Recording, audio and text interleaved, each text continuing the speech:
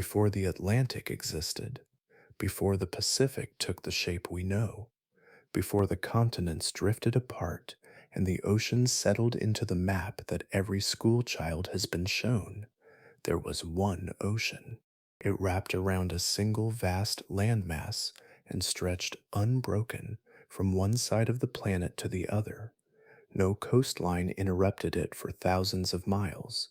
No shallow sea divided it. Just open water, deeper, wider, and more complete than anything the Earth carries today. It inherited that water at the worst possible moment.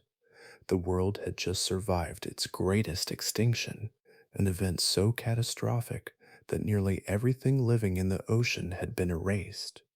What repopulated those waters had to rebuild an entire ecosystem from almost nothing.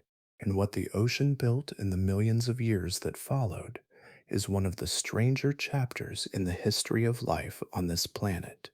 Predator after predator, each one answering a world that had shifted beneath it, each one rising to the top of an ocean that offered no ceiling, and then, eventually, disappearing to make room for whatever came next. None of them ruled forever, but each of them, in their time, owned a sea larger than anything alive today has ever known. The greatest among them was still growing when it died. Scientists are still trying to measure how large it had become. In this story, we're going back to that ocean to follow the succession of the creatures that ruled it, one after another, across 150 million years of a world that no longer exists. If you find value in this type of content, do me a favor and hit the like button. And if you're not subscribed yet, please do. It's free and it helps us more than you can imagine. Imagine standing above the Earth at a time when the familiar outlines of continents had not yet emerged. Around 300 million years ago, every major landmass had joined together into a single supercontinent called Pangea. From the northern polar region to the southern polar region, rocks stretched across the globe in one immense sweep. Inland seas were scarce, and the coastlines that supported most living communities formed a narrow ribbon around an otherwise immense expanse of dry land. Encircling that continent lay Panthalassa, the greatest ocean this planet has ever known. It covered roughly 70% of Earth's surface, surrounding Pangea on every side with uninterrupted water. A traveler could have crossed thousands of kilometers, which is about 1,864 miles, without encountering another continent. Compared with this ancient superocean, today's Pacific Ocean represents only a surviving fragment, preserving a distant memory of a world whose original scale has long since vanished beneath changing geology. Along the eastern margin of Pangea, the shoreline opened into a broad tropical seaway known as the Tethys Sea. Its waters differed from the open reaches beyond. Sunlight reached much of its shallow floor.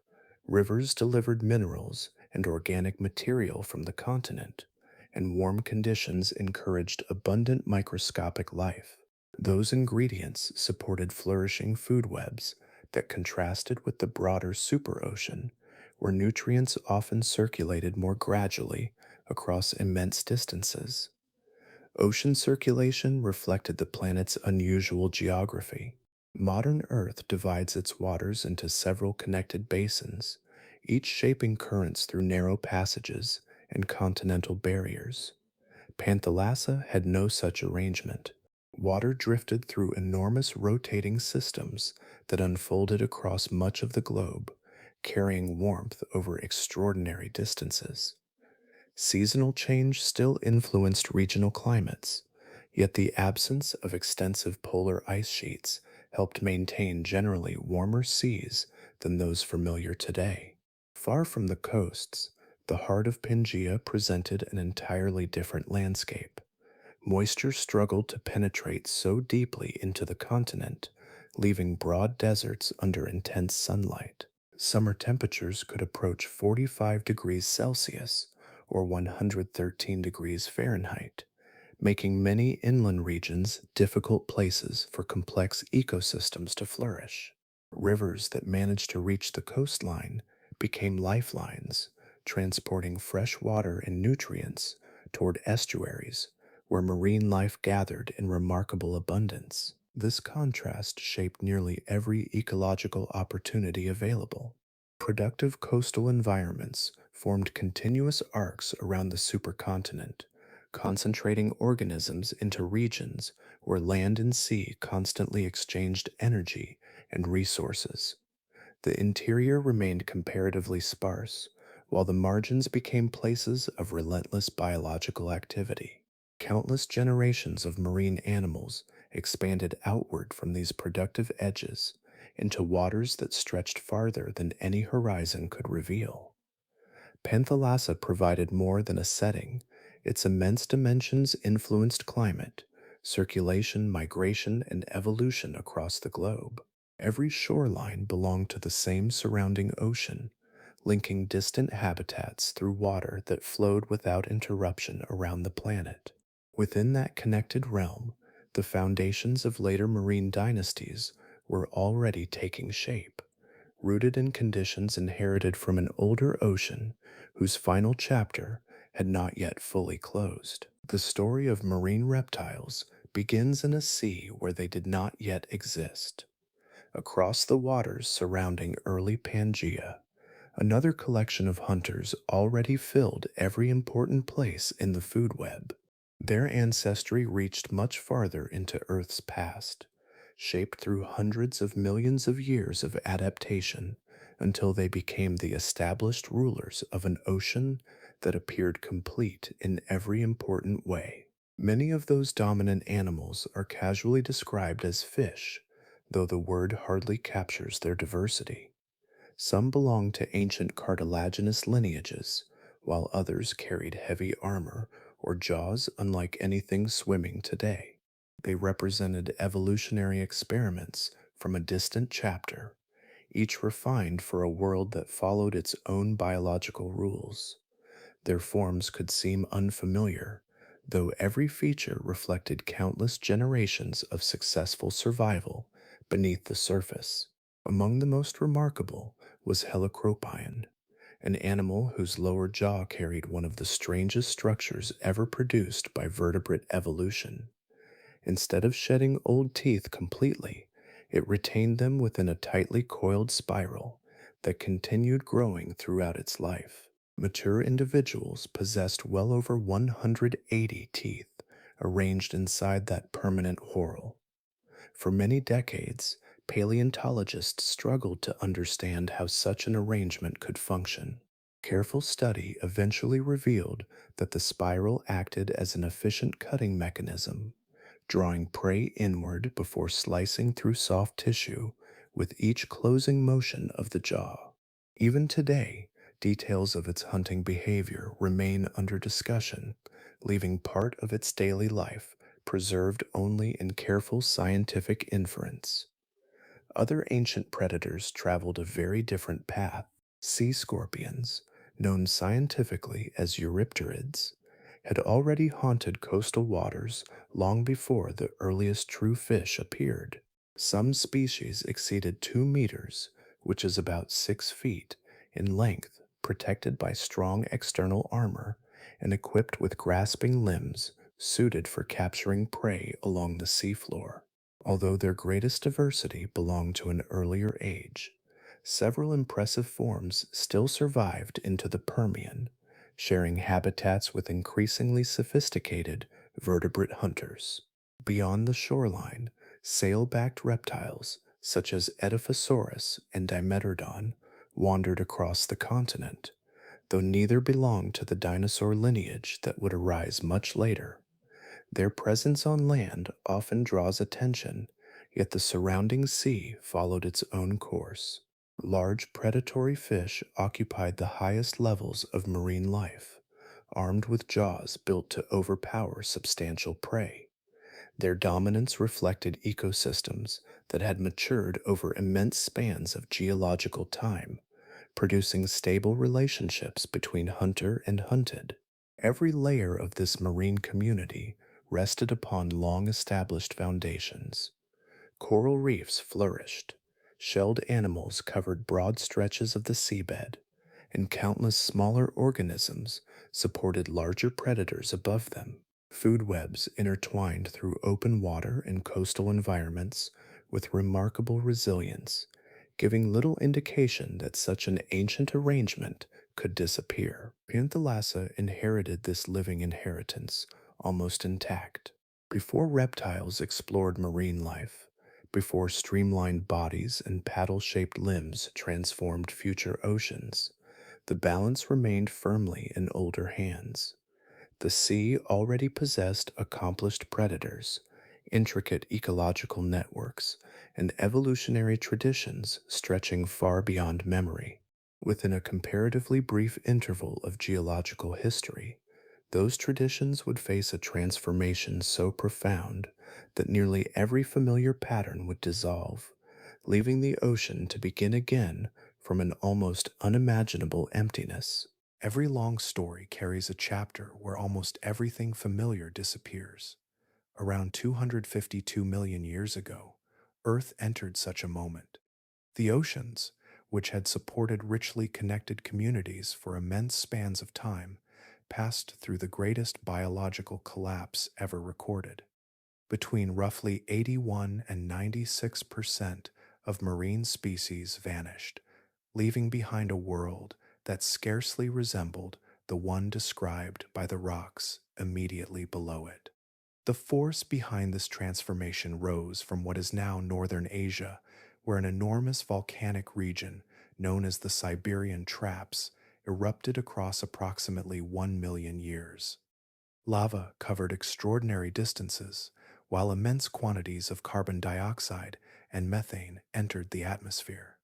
Global temperatures climbed, weather patterns shifted, and the chemistry of the sea began changing faster than countless marine organisms could tolerate.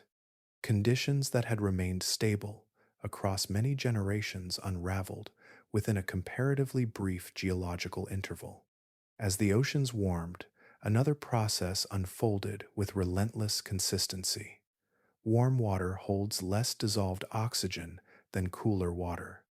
Across the deepest basins, oxygen levels declined until many animals could no longer survive.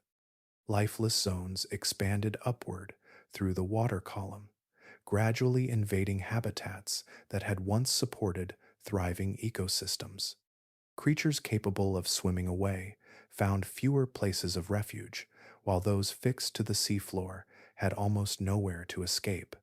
At the same time, increasing acidity altered the fate of organisms that built shells and skeletons from dissolved minerals.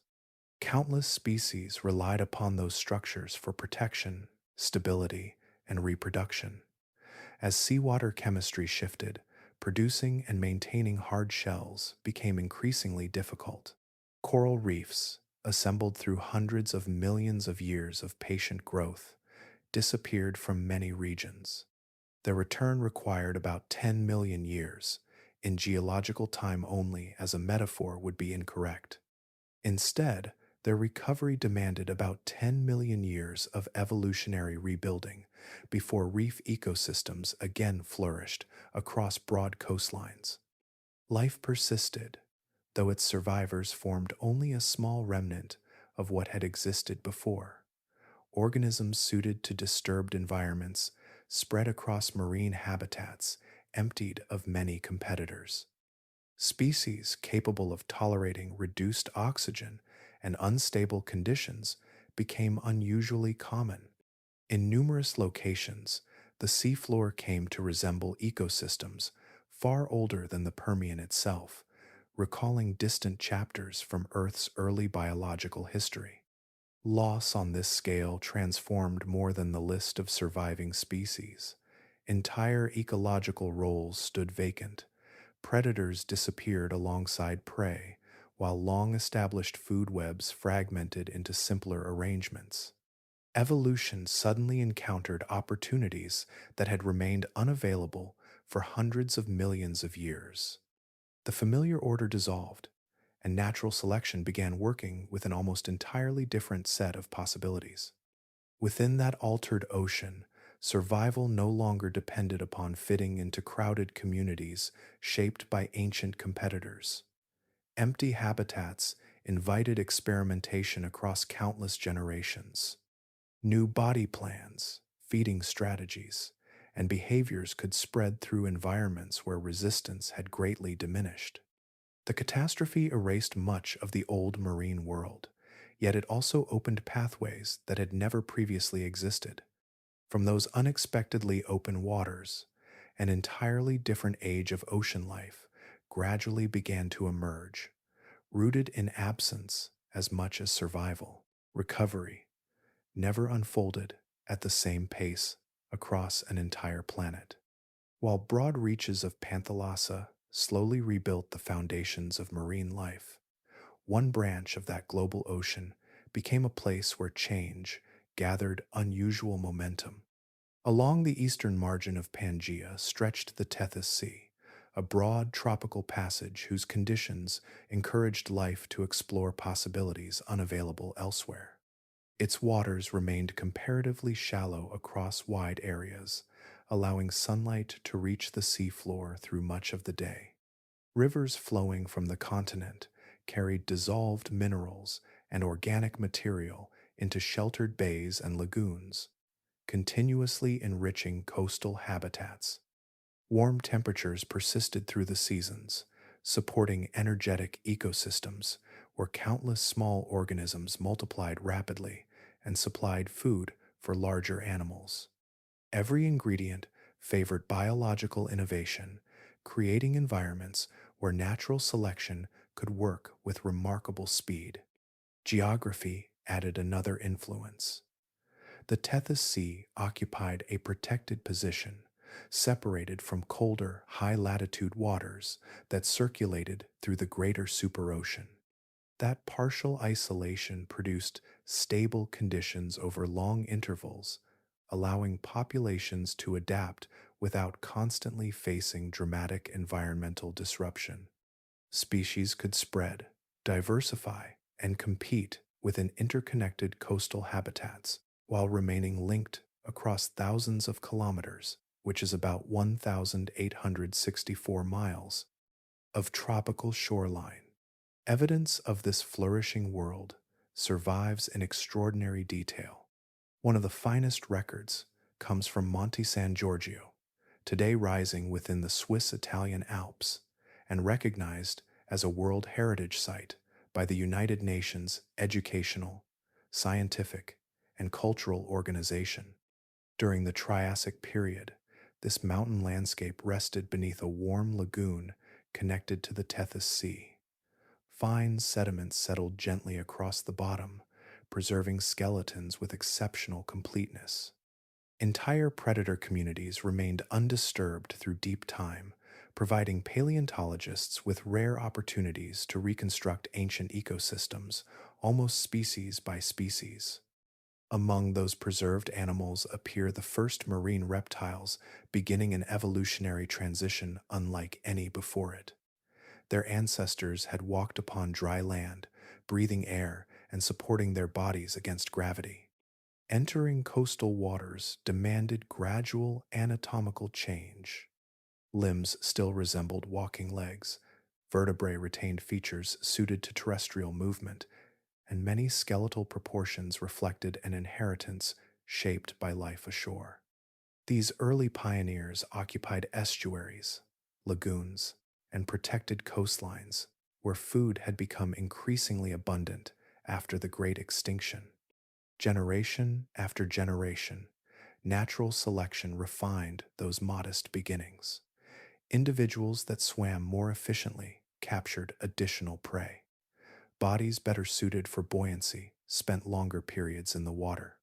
Feeding strategies shifted alongside changing anatomy, allowing successive populations to rely less upon land and more upon the expanding opportunities offered by the sea. No sudden transformation occurred. Each improvement built carefully upon the one before it, accumulating across immense spans of time. The Tethys Sea became an evolutionary workshop where repeated experiments unfolded side by side.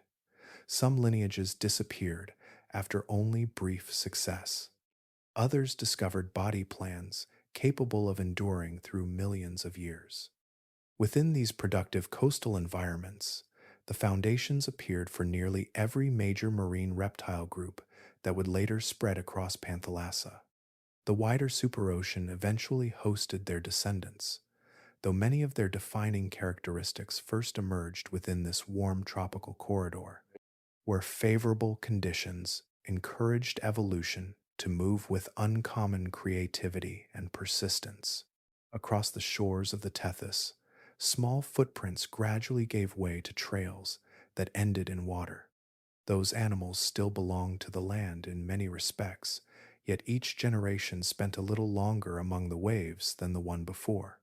The boundary between shoreline and sea became less of a dividing line and more of a place where evolution explored an entirely new direction.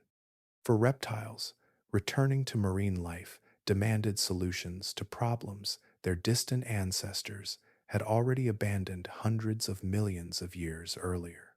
They still breathed air, reproduced through bodies shaped for terrestrial movement, and carried skeletons designed to support their weight against gravity. Swimming required different priorities. Water lifted the body, resisted motion, and rewarded shapes that reduced drag while allowing efficient pursuit through three-dimensional space. Timing shaped every opportunity available to these pioneers. Had similar reptiles entered the oceans long before the Great Extinction, they would have encountered marine ecosystems already occupied by highly successful predators refined across roughly 400 million years. Competition alone might have prevented their expansion. Instead, they entered seas where many ecological positions had become unexpectedly available, allowing unfamiliar body plans to establish themselves before older lineages could recover. The earliest marine reptiles remained unmistakably connected to life on land. Their limbs still resembled legs more than flippers. Their bodies lacked the streamlined proportions of later ocean hunters. Many probably divided their time between beaches, shallow lagoons, and nearby coastal waters, feeding upon fish and other surviving animals that gathered in recovering habitats. Every successful hunt favored individuals slightly better suited to swimming, setting natural selection into motion with remarkable consistency. Generation after generation, subtle changes accumulated. Limbs broadened and gradually flattened into paddles that improved steering through water. Bodies lengthened, reducing resistance while increasing stability during swimming. Vertebral columns became firmer, allowing muscles to transfer power more effectively through the body. Eyes grew larger, gathering additional light beneath the surface where visibility differed greatly from conditions in open air. None of these changes appeared all at once. Each emerged through countless small variations, preserved because they improved survival and reproduction. This transformation unfolded with striking speed when viewed through geological time. Within only a few million years after the Permian extinction, several independent reptile groups had already committed themselves almost entirely to marine existence. Evolution responded rapidly because opportunities remained unusually abundant. Food resources expanded as ecosystems recovered, while competition among large marine predators remained comparatively limited. Natural selection rewarded experimentation across many ecological roles simultaneously. Different lineages explored different solutions. Some retained stronger ties to coastal habitats, while others ventured progressively farther from land. Certain groups favored flexible bodies for maneuverability, whereas others developed more rigid forms suited to sustained swimming. Diversity increased alongside specialization, producing an expanding collection of marine reptiles that no longer resembled the terrestrial ancestors from which they had emerged. The return to the sea, therefore, became far more than a change of habitat. It marked the beginning of one of the most successful evolutionary transitions in vertebrate history. From modest reptiles navigating sheltered coastal waters arose entirely new predator lineages, each carrying traces of its terrestrial origin while adapting ever more completely to life within the recovering ocean. Only 8 million years separated the greatest marine extinction in Earth's history from the appearance of a predator, unlike anything the recovering ocean had previously known. In geological time, that interval was astonishingly brief. Ecosystems that had nearly collapsed now supported an animal capable of occupying the highest position in the food web, revealing how rapidly evolution can respond when an entire world has been emptied of established rivals. The creature was named Thalattoarchon saurophagus in the year 2013, after fossils finally revealed its remarkable anatomy. The name translates as lizard-eating ruler of the seas, a description drawn directly from the evidence preserved inside its jaws. Paleontologists did not choose those words for dramatic effect. They reflected the unusual design of its teeth and the ecological role that design almost certainly represents. Most ichthyosaurs alive during the Middle Triassic possessed smooth, conical teeth, well suited for gripping slippery prey such as fish or soft-bodied cephalopods. Thalattoarchon followed a different path. Its teeth carried sharp cutting edges along both sides, forming double-bladed structures known as bicarinate teeth. Instead of merely seizing prey, these teeth sliced through muscle and bone with repeated bites. They resembled finely crafted carving blades more than the grasping teeth typical of earlier marine reptiles. Such anatomy points toward prey far larger than ordinary fish. Large vertebrate animals had become the primary target. Marine reptiles that shared the same waters now formed part of the menu, placing Thalattoarchon among the earliest known predators specialized for hunting fellow tetrapods. Within only a few million years after reptiles first entered the sea, one lineage had already evolved into a hunter, capable of pursuing members of its own broader evolutionary community. Its body measured more than 8.6 meters, which is about 28 feet, from snout to tail. That length approached the size of a modern orca, though the proportions differed considerably.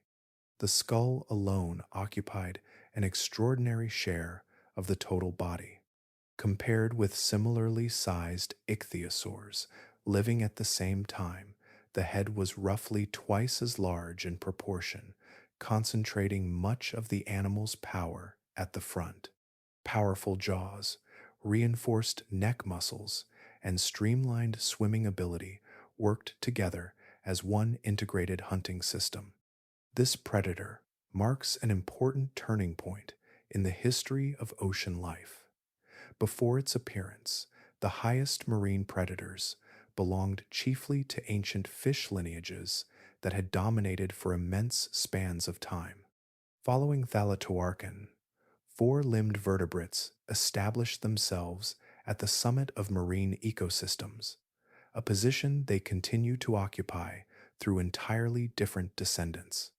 Plesiosaurs, pliosaurs, mosasaurs, whales, dolphins, and orcas all belong to that continuing story, though each followed its own evolutionary path. The fossils of Thalattoarchon emerged from the Augusta Mountains of Nevada. Today the landscape consists of dry hills and desert valleys, yet during the Middle Triassic it formed part of the eastern margin of Panthalassa.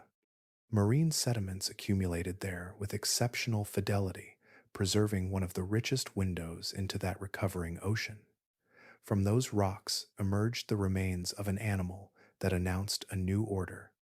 The first great marine reptile ruler had arrived, carrying within its skeleton the beginning of a dynasty that would endure for the next 150 million years.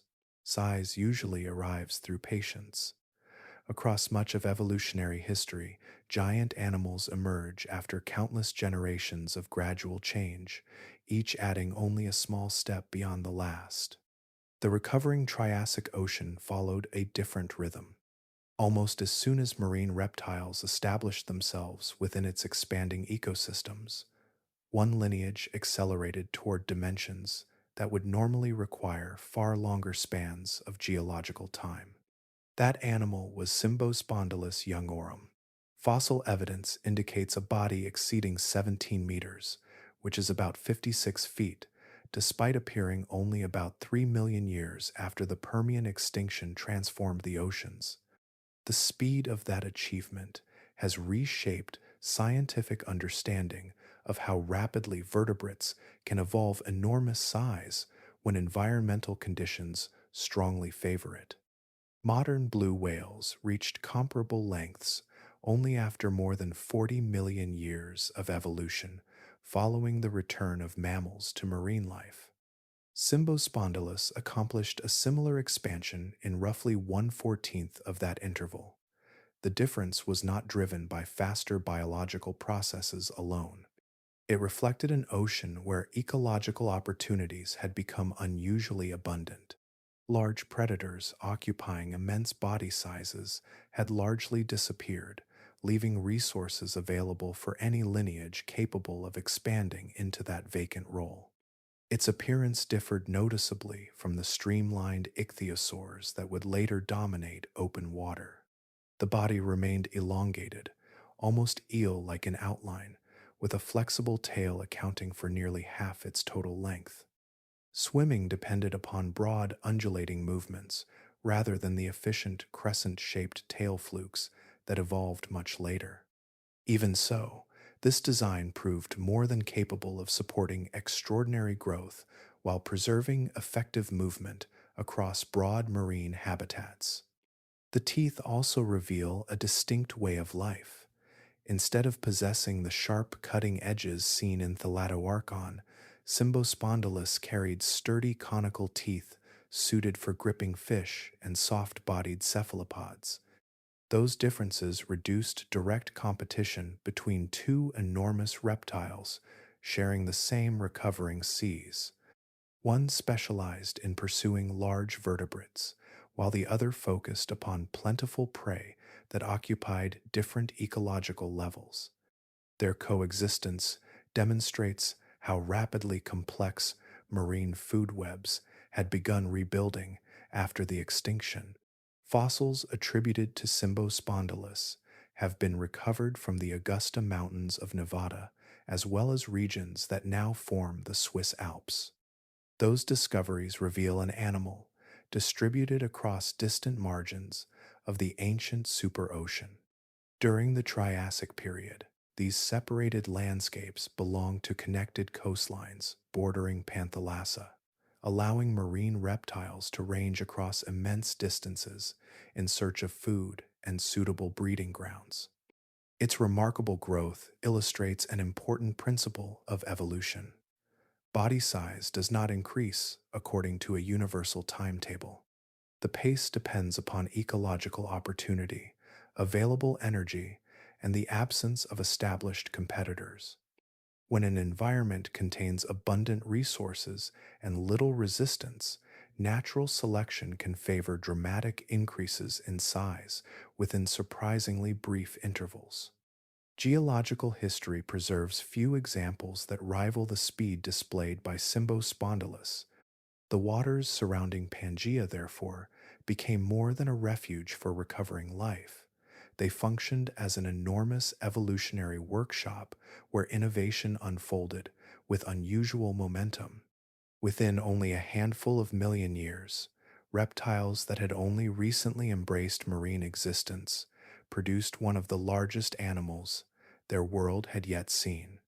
The oceans were filling once again, and they were filling with giants whose appearance challenged long-held assumptions about the limits of evolutionary change. The first giants had already proven that marine reptiles could thrive in the recovering seas. Their success opened another chapter, one defined less by increasing size than by expanding possibility. From those early pioneers, the ichthyosaur lineage spread across the ocean with remarkable flexibility, adapting to nearly every opportunity the Triassic waters presented. Within a comparatively brief geological interval, a single ancestral group produced forms so different that they occupied habitats stretching from coastal shallows to the dim reaches far below the surface. Their skulls gradually reflected the prey each lineage pursued. Some evolved long, slender snouts, lined with narrow teeth suited for grasping swift fish with precision.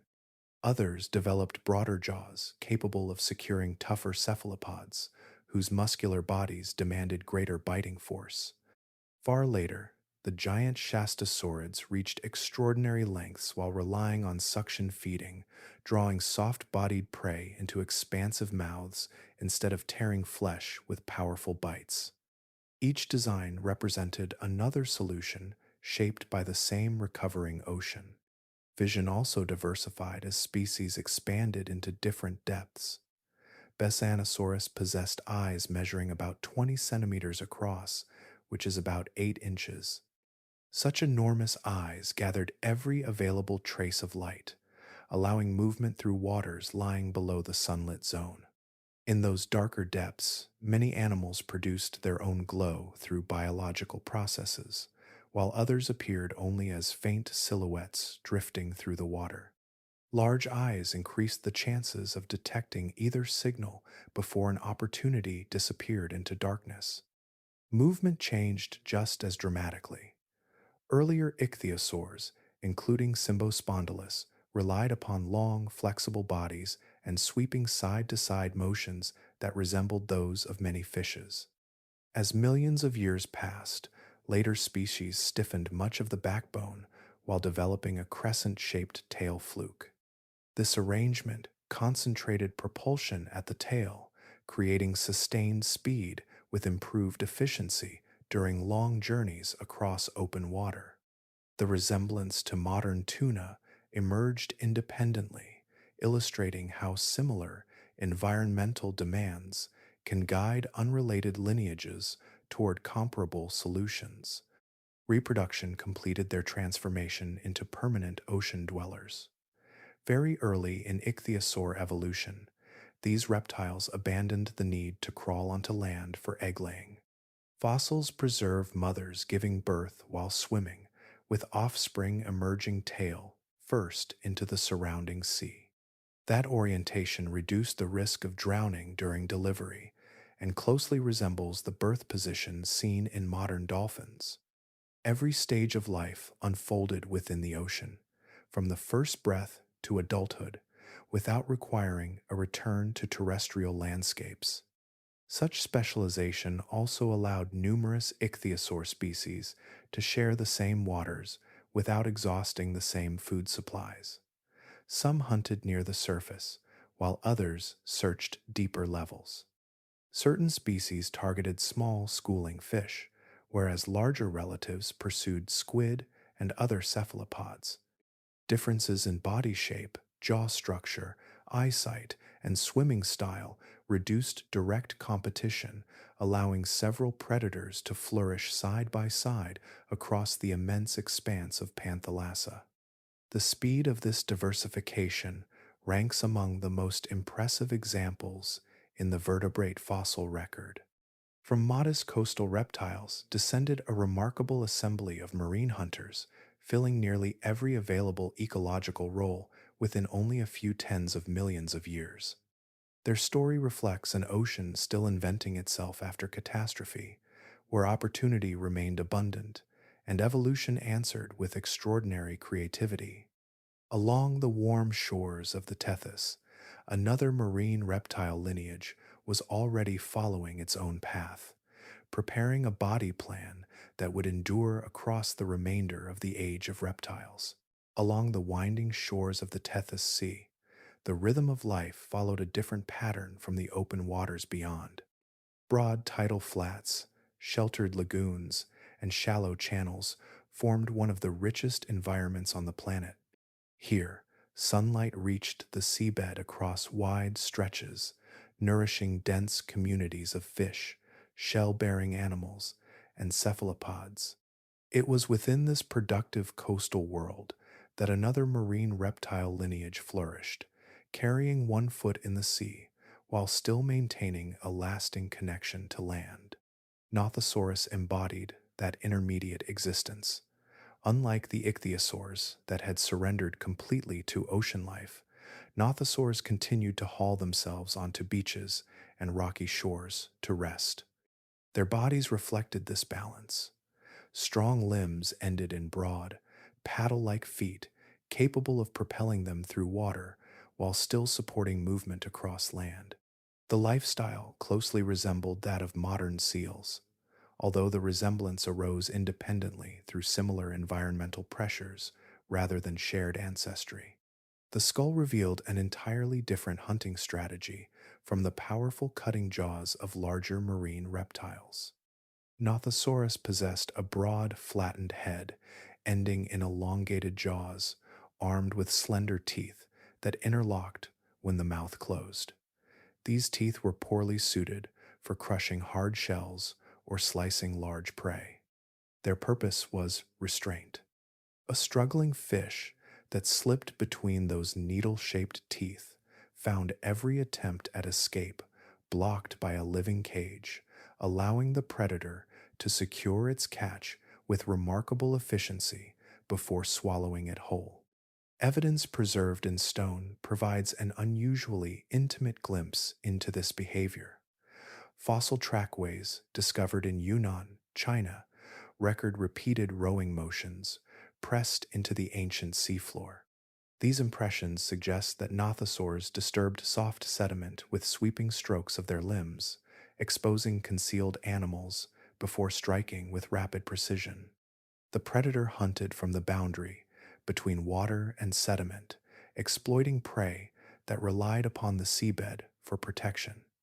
Such behavior expanded the range of food sources available within the crowded coastal ecosystem. Body size varied considerably across the lineage. Smaller species measured around 4 meters, which is about 13 feet, while the largest known form, Nothosaurus giganteus, exceeded 7 meters, which is about 23 feet. Even the greatest individuals remained well suited to maneuvering through bays, estuaries, and sheltered coastlines, where turning ability mattered as much as speed. Their world differed from the expansive hunting grounds favored by giant ichthyosaurs roaming the deeper waters offshore. The geographic distribution of nothosaur fossils reflects the remarkable continuity of the Tethys coastline. Their remains have been uncovered across North Africa, Europe, and China, regions now separated by immense distances. During the Triassic period, these locations formed connected margins of the same supercontinent, allowing coastal populations to spread across thousands of kilometers, which is about thousands of miles, of uninterrupted shoreline. Continents that appear unrelated today once shared neighboring beaches where the same predators searched for food beneath the same warm seas. Although nothosaurs occupied an important place within coastal food webs, they did not replace the dominant hunters ruling offshore waters. Their strength lay in mastering an ecological zone overflowing with opportunity, where rivers delivered nutrients and marine life gathered in extraordinary abundance. Within this adaptable lineage, natural selection continued refining bodies for swimming, feeding, and reproduction. Over countless generations, those gradual changes produced descendants whose commitment to marine existence became complete, giving rise to the plesiosaurs, a lineage whose distinctive form would endure long after many earlier marine reptiles had vanished. Few body designs in the history of vertebrate life proved as enduring as that of the plesiosaurs. They first entered the oceans near the close of the Triassic period, around 203 million years ago, and remained until the asteroid impact that ended the Cretaceous period 66 million years ago. Across roughly 137 million years, continents shifted, climates transformed, and entire animal groups appeared and vanished. Through all of those changes, the fundamental plesiosaur blueprint remained remarkably consistent, a durable solution refined by natural selection across an immense span of time. The design differed from every marine reptile that had come before it. Four broad flippers powered movement through the water, each contributing to propulsion instead of serving merely as a steering surface. Their motion resembled the sweeping stroke of underwater wings, generating lift as well as thrust. Supporting this unusual arrangement was a heavily reinforced shoulder girdle capable of absorbing tremendous muscular force. Behind it stretched a compact, rigid torso whose shape reduced resistance while maintaining stability during rapid movement through open water. For many years, scientists debated exactly how such an animal swam. Computer models offered possibilities, yet uncertainty remained until engineers constructed robotic systems based upon plesiosaur anatomy. These experiments demonstrated that coordinated movement of all four flippers produced exceptional acceleration over short distances. Sustained cruising demanded more energy than the propulsion used by streamlined ichthyosaurs, but sudden bursts of speed proved highly effective. Such performance matched the needs of an ambush hunter waiting for precisely the right instant before surging toward unsuspecting prey. Rare fossils preserving traces of skin reveal another important adaptation. Instead of carrying heavy armor like many reptiles living on land, plesiosaurs possessed smooth skin covered with fine scale-like textures. This surface reduced drag while allowing uninterrupted flow of water across the body. Every feature reflected an existence fully committed to marine life. The skeleton, muscles, skin, and swimming mechanics worked together as parts of a single integrated design shaped entirely by the demands of the sea. Reproduction also completed that commitment. A remarkable fossil described during the early years of the present century preserved the skeleton of a large unborn offspring within the body cavity of an adult plesiosaur. The evidence confirmed live birth in open water rather than egg laying on shore. The unborn young was unusually large, suggesting that mothers invested heavily in a single offspring instead of producing many small hatchlings. This reproductive pattern closely parallels that of modern dolphins, although the similarity emerged independently through comparable evolutionary pressures. Human understanding of these remarkable animals began through persistence rather than advanced technology. During the early 19th century, Mary Anning searched the unstable cliffs of Lyme Regis along the southern coast of England, recovering fossils from rocks exposed by storms and erosion. Among her discoveries were some of the first complete plesiosaur skeletons ever found. At the time, nobody understood the vanished world these creatures represented. Their bones offered the first tangible glimpse into marine ecosystems that had disappeared millions of years before human beings existed. Although the overall body plan endured with striking stability, evolution soon divided the lineage into contrasting lifestyles. Some species developed elongated necks suited for precise hunting among smaller prey, while others enlarged the head and shortened the neck in favor of overwhelming power. Those separate paths flourished together for more than 100 million years, sharing the oceans while pursuing different opportunities. The enduring framework remained the same, yet its possibilities continued unfolding across successive ages of the reptile-ruled sea. From a shared ancestral design emerged two radically different interpretations of life in the open sea. Early paleontologists placed them into separate major groups because their skeletons appeared to belong to entirely different kinds of reptiles. Only later did a fuller fossil record reveal that both descended from the same evolutionary foundation. Their divergence became one of the clearest demonstrations that a successful body plan could branch into contrasting forms while remaining equally effective across millions of years. One lineage stretched the neck to astonishing proportions. In the celebrated animal Elasmosaurus, the neck contained 72 vertebrae, exceeding the combined length of the body and tail.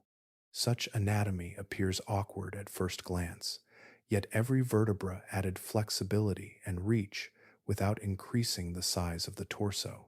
A compact body remained nearly motionless, while the head drifted forward through schools of fish or clusters of cephalopods. Instead of charging through the water, the animal extended only the narrowest part of itself toward prey, reducing the disturbance that might trigger escape. Its skull reflected the same philosophy. The jaws remained slender, carrying numerous fine teeth suited for gripping rather than crushing. Precision replaced overwhelming force.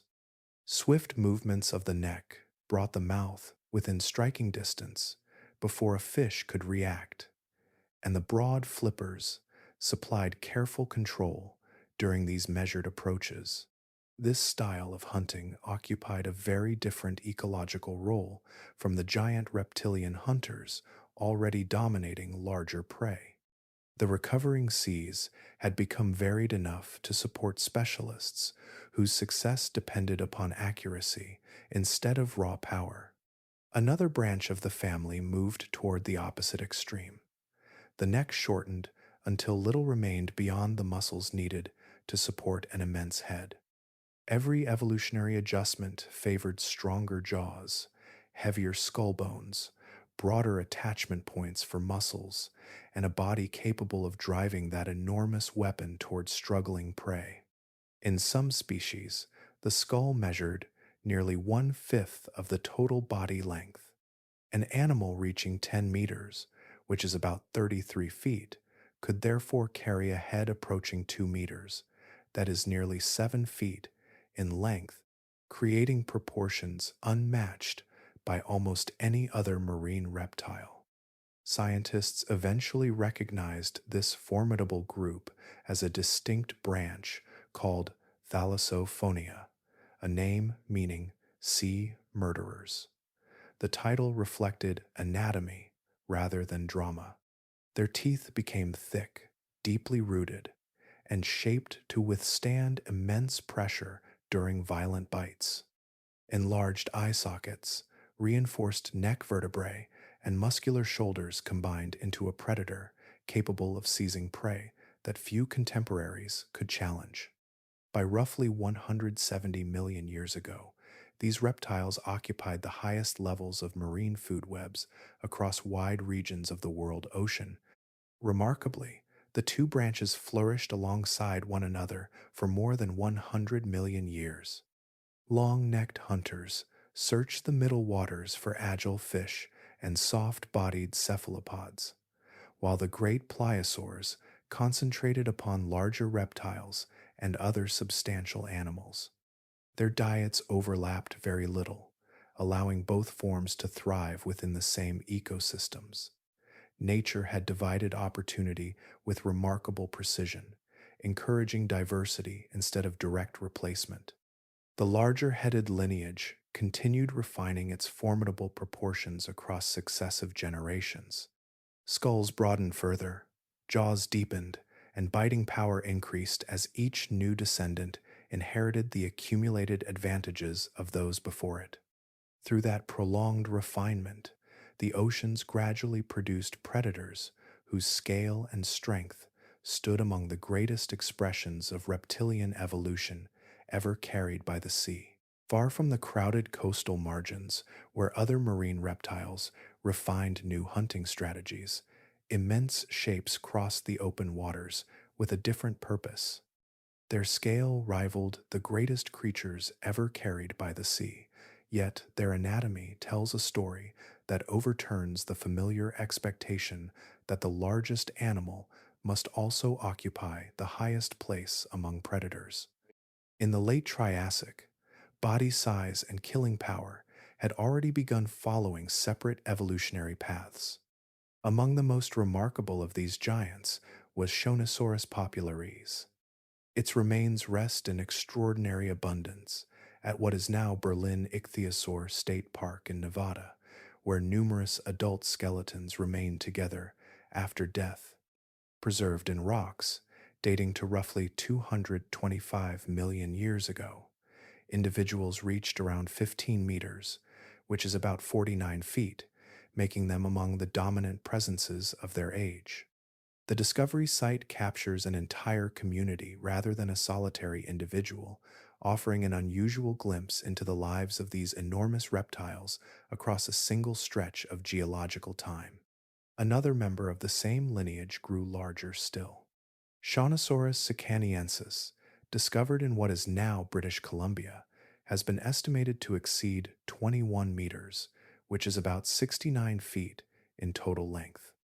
That measurement places it beyond the size of most living whale species and among the largest marine vertebrates known from the fossil record. Such dimensions might suggest an unstoppable hunter armed with crushing jaws, yet the fossil evidence points toward an entirely different existence. Adult specimens appear to have possessed little or no functional dentition. Without large biting teeth, capturing heavily armored prey or dismembering other giant reptiles would have been improbable. Instead, researchers infer that these immense animals relied upon suction feeding. A rapid expansion of the mouth and throat generated negative pressure, drawing soft-bodied prey inward before escape became possible. Squid-like cephalopods and related animals likely formed the foundation of this diet, disappearing into the mouth without the violent tearing associated with apex hunters. That feeding strategy could only succeed in waters capable of sustaining extraordinary numbers of suitable prey. The open reaches of Panthalassa supplied precisely those conditions. Ammonites and numerous cephalopod groups flourished across immense distances and throughout different depths of the water column. Their abundance created an energy source substantial enough to nourish animals of exceptional size without requiring constant pursuit of large vertebrates. Evolution responded by enlarging the body while reducing the need for formidable weaponry. This arrangement reveals a subtle truth about ecological balance. Enormous size offers advantages beyond combat. Greater mass improves long-distance travel, increases energy reserves, and permits efficient movement between productive feeding grounds. When food exists in astonishing abundance, the largest creature may gain more by gathering plentiful smaller prey than by competing for dangerous confrontations with equally powerful rivals. The same ocean, therefore, supported dramatically different giants at the same time. Thalattoarchon, measuring roughly 8.6 meters, which is about 28 feet, carried blade-shaped teeth designed for slicing through large marine reptiles. Nearby, Shonisaurus drifted through the same broad waters at more than twice that length, consuming creatures that required no crushing bite. One represented concentrated lethality. The other embodied abundance transformed into scale. Across Panthalassa, evolution demonstrated that greatness could emerge through different solutions. One lineage mastered domination through predation. Another discovered that becoming immense required little interest in violence when the sea itself offered nourishment beyond measure. Near the close of the Triassic period, when the outline of the supercontinent had already begun to change, an immense swimmer crossed the waters bordering what is now the Bristol Channel. Its passing left almost no trace that human eyes could recognize for more than 200 million years. Only fragments of an enormous jaw survived the passing ages, resting inside coastal rock until careful study revealed that they belonged to one of the greatest marine reptiles ever known. The animal received the name Ichthyotitan severnensis, meaning giant fish lizard from the Severn region. Its identity was confirmed during the year 2024, although the creature itself lived around 202 million years ago, close to the final chapter of the Triassic world. Even from incomplete remains, the proportions proved extraordinary. Researchers estimated a total body length approaching 25 meters, which is about 82 feet, placing it alongside the modern blue whale in overall size. If those estimates continue to withstand scientific examination, this reptile represents the largest marine reptile that Earth has yet revealed. The fossil carried another detail that deepened the mystery. Growth patterns preserved within the jaw indicated that the individual had not yet reached full maturity. Bone tissue still displayed signs of active development at the time of death. That discovery leaves open the possibility that older adults attained dimensions beyond the current estimate. The upper limit remains unknown, preserved only in a lineage that disappeared before it could leave a richer fossil record behind. Its anatomy also hints at a life unlike that of the great reptilian hunters described earlier. Members of the same broader family possessed reduced dentition and skulls suited for generating powerful suction. Rather than pursuing massive prey through violent struggles, they likely expanded the mouth and throat with remarkable speed, drawing soft-bodied cephalopods inward with rushing water. Such feeding required astonishing abundance instead of exceptional aggression. Panthalassa provided precisely that resource, supporting immense populations of squid like animals distributed across immense reaches of open sea. The late Triassic Ocean therefore hosted an ecological arrangement of remarkable complexity. Blade-toothed predators continued pursuing other marine reptiles through the middle waters. Coastal specialists searched productive shorelines with narrow jaws and precise ambush techniques. Farther offshore, giant suction feeders traveled broad marine highways, sustained by prey that demanded little resistance. Several evolutionary solutions flourished at once because each depended upon different food sources and different styles of movement. Diversity expanded without forcing every large animal into the same ecological role. There is a certain elegance in that balance. The greatest body drifting through the ocean did not need crushing teeth or overwhelming bite force to succeed. Its immense frame reflected energy gathered from countless smaller lives spread through the water column. The sea could sustain such magnitude because its productivity reached levels difficult to imagine in modern oceans, allowing extraordinary size to emerge without constant conflict between giants. That long experiment approached its conclusion with surprising speed. Around 201 million years ago, another extinction reshaped marine ecosystems and brought the reign of the largest suction feeding ichthyosaurs to an end. Their disappearance left the oceans transformed once more. The immense filter-feeding titans faded from the record, while a different generation of marine reptiles inherited the waters, carrying forward new designs built for increasingly powerful jaws, greater acceleration, and a far more forceful expression of ocean predation. The horizon of the marine world changed long before any creature could have sensed it. Far below the waves, Earth's crust continued its gradual motion, drawing apart lands that had remained joined through immense stretches of geological time. Around 201 million years ago, the end of the Triassic period brought another extinction. This event reshaped the oceans without reducing them to the emptiness left by the earlier catastrophe. Many lineages endured, yet the balance among them shifted, opening pathways that had not existed before. The disappearance of the giant suction feeding ichthyosaurs marked one of the greatest changes. Their enormous bodies no longer crossed the open sea, leaving ecological opportunities behind. Plesiosaurs survived the transition with their successful swimming design already refined through millions of years. Early pliosaurs also crossed into the Jurassic, inheriting waters where several dominant competitors had vanished. The marine ecosystem remained richly populated, although its hierarchy had begun to reorganize around survivors that were ready to expand into newly available roles. At the same time, the supercontinent itself continued to separate. Deep fractures widened as tectonic plates drifted apart, dividing land that had remained connected for roughly 100 million years. Seawater entered those widening gaps, creating young ocean basins and broad continental shelves. Every new coastline increased the amount of shallow marine habitat.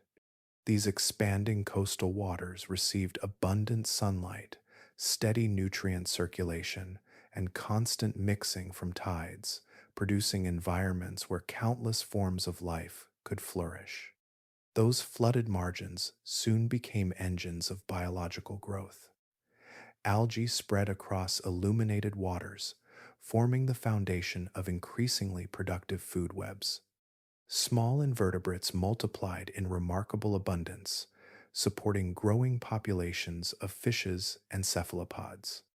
Larger predators followed these concentrations of prey, while many species evolved to exploit lagoons, reefs, estuaries, and sheltered continental shelves.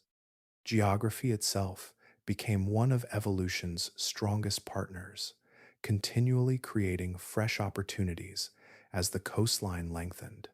The Jurassic Ocean that emerged remained warmer than today's world. Polar ice caps had not yet developed, and sea levels stood considerably higher. Vast portions of what are now Europe, North America, and Asia rested beneath warm seawater instead of dry land. Extensive continental shelves surrounded the fragmenting continents, providing enormous areas where marine communities could diversify.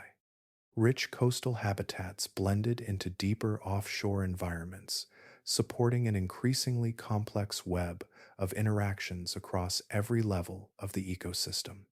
Life responded with remarkable speed.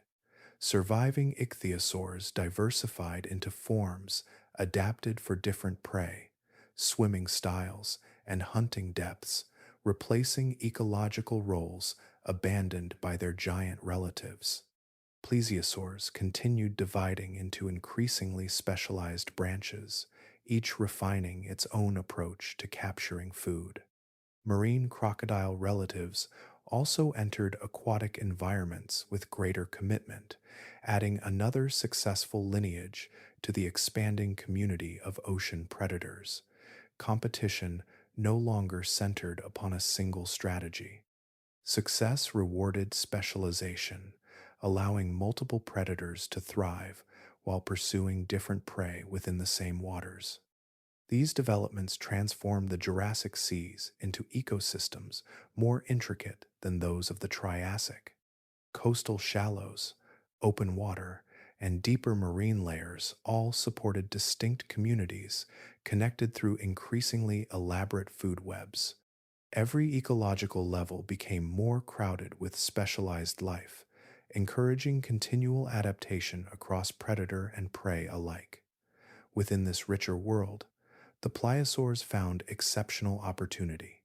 Freed from competition with the vanished giant suction feeding ichthyosaurs and surrounded by abundant food, they continued refining compact bodies, enlarging powerful skulls, and strengthening crushing jaws, gradually becoming some of the most formidable marine predators Earth would ever know.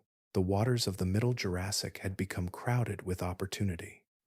Across warm continental seas, predators no longer searched an empty world for places to belong.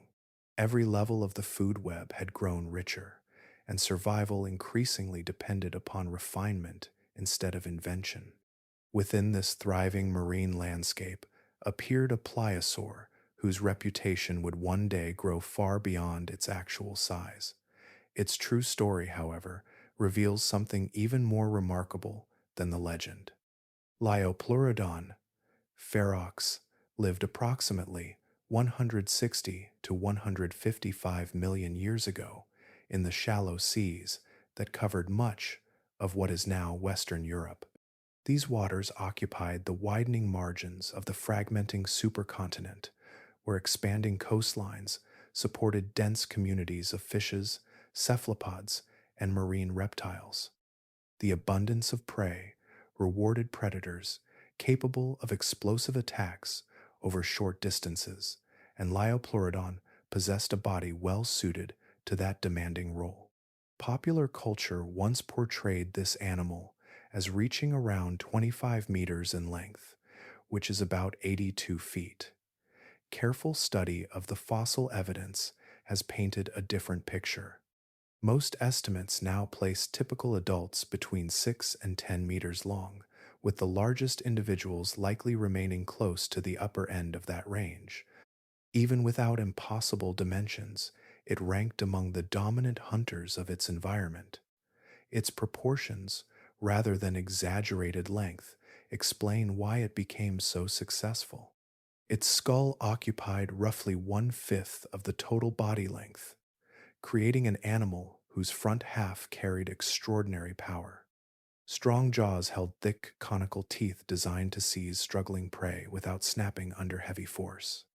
Those teeth worked less like slicing blades and more like deeply anchored spikes, securing victims before crushing bites could end the struggle.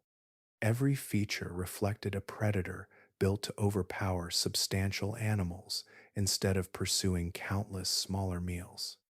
Movement through the water depended upon four muscular flippers working together in coordinated strokes. This method produced excellent maneuverability and rapid bursts of acceleration, allowing Liopleurodon to close the final distance before prey could escape.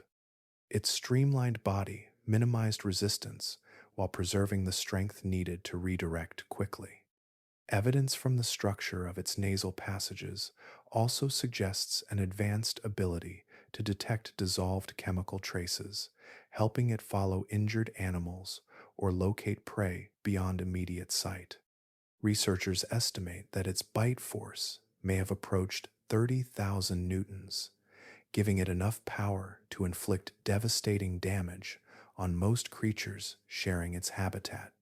Fossil bones from Jurassic marine reptiles preserve large tooth marks matching the shape expected from powerful pliosaurs, indicating that encounters between major predators sometimes ended with one becoming food for another.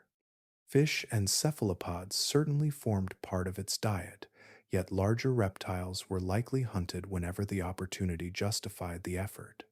As scientific discoveries accumulated, the mythical giant gradually disappeared, replaced by an animal grounded in evidence instead of spectacle. Far from diminishing its importance, that correction revealed how efficiently evolution had shaped this lineage. A predator measuring around 10 meters, which is about 33 feet, equipped with such proportions, swimming ability, and jaw strength, required no exaggeration to dominate its surroundings. Liopleurodon represents an important moment along a continuing evolutionary path instead of its final destination. The mechanical principles defining its success in large skulls, concentrated muscle power, rapid acceleration, and overwhelming bite force continued developing through later pliosaurs. The Jurassic Ocean had not yet reached the upper limits of what this remarkable lineage could become. A shoreline at the height of the Jurassic offered no clear boundary between safety and danger. Every current carried life, and every layer of the sea belonged to a different hunter. Earlier oceans had produced formidable predators, yet this chapter in Earth's history assembled an unmatched variety of body plans, each refined for a separate role. Diversity itself had become the defining feature of the marine world. Long necks drifted through the middle waters with remarkable precision. Elasmosaurids extended their reach through astonishing anatomy, some carrying as many as 72 neck vertebrae. Their heads remained small, allowing swift, sideways strikes that disturbed little water before the final movement. Fish and cephalopods often had only an instant between detection and capture. Nearby, short necks and immense skulls announced a completely different solution. Pliosaurs relied upon overwhelming strength, using concentrated muscle, massive jaws, and rapid acceleration to overpower prey that other reptiles could scarcely challenge. Ichthyosaurs also flourished in many forms after surviving the previous extinction. Some specialized in pursuing agile fish near the surface, while others descended into dim waters where daylight never reached. Temnodontosaurus possessed eyes of extraordinary size, among the largest known for any vertebrate. Their immense diameter gathered every available trace of light, allowing hunts far below the illuminated sea.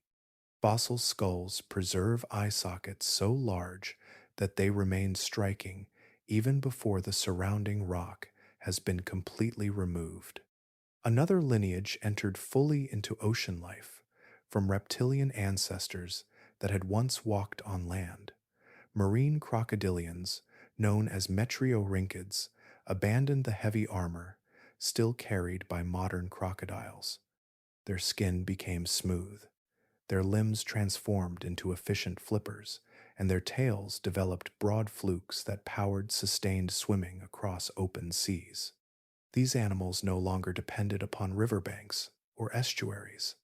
They belonged entirely to salt water, sharing hunting grounds with reptiles that had reached the same destination through completely different evolutionary histories. Among them, Dacosaurus maximus displayed an unusual set of teeth unlike those of other marine crocodilians. Thick, rounded crowns edged with serrations acted as cutting tools instead of simple gripping structures. The skull appeared so formidable that researchers informally compared it with the fictional creature Godzilla. Such comparisons reflected its imposing appearance, yet the fossil itself already conveyed enough evidence of an animal capable of tackling large prey with powerful, slicing bites. Large turtles also occupied these productive seas. Archelon eventually became the greatest marine turtle known, reaching nearly 5 meters in length, which is about 16 feet, and weighing more than 2 tons. Although Archelon appeared later, during the Cretaceous period, its lineage reflected ecological opportunities that had expanded throughout the Jurassic seas, where broad continental shelves supported enormous populations of marine life across countless habitats. Fossil deposits preserved in what are now England, Germany, and France capture this remarkable community in exceptional detail.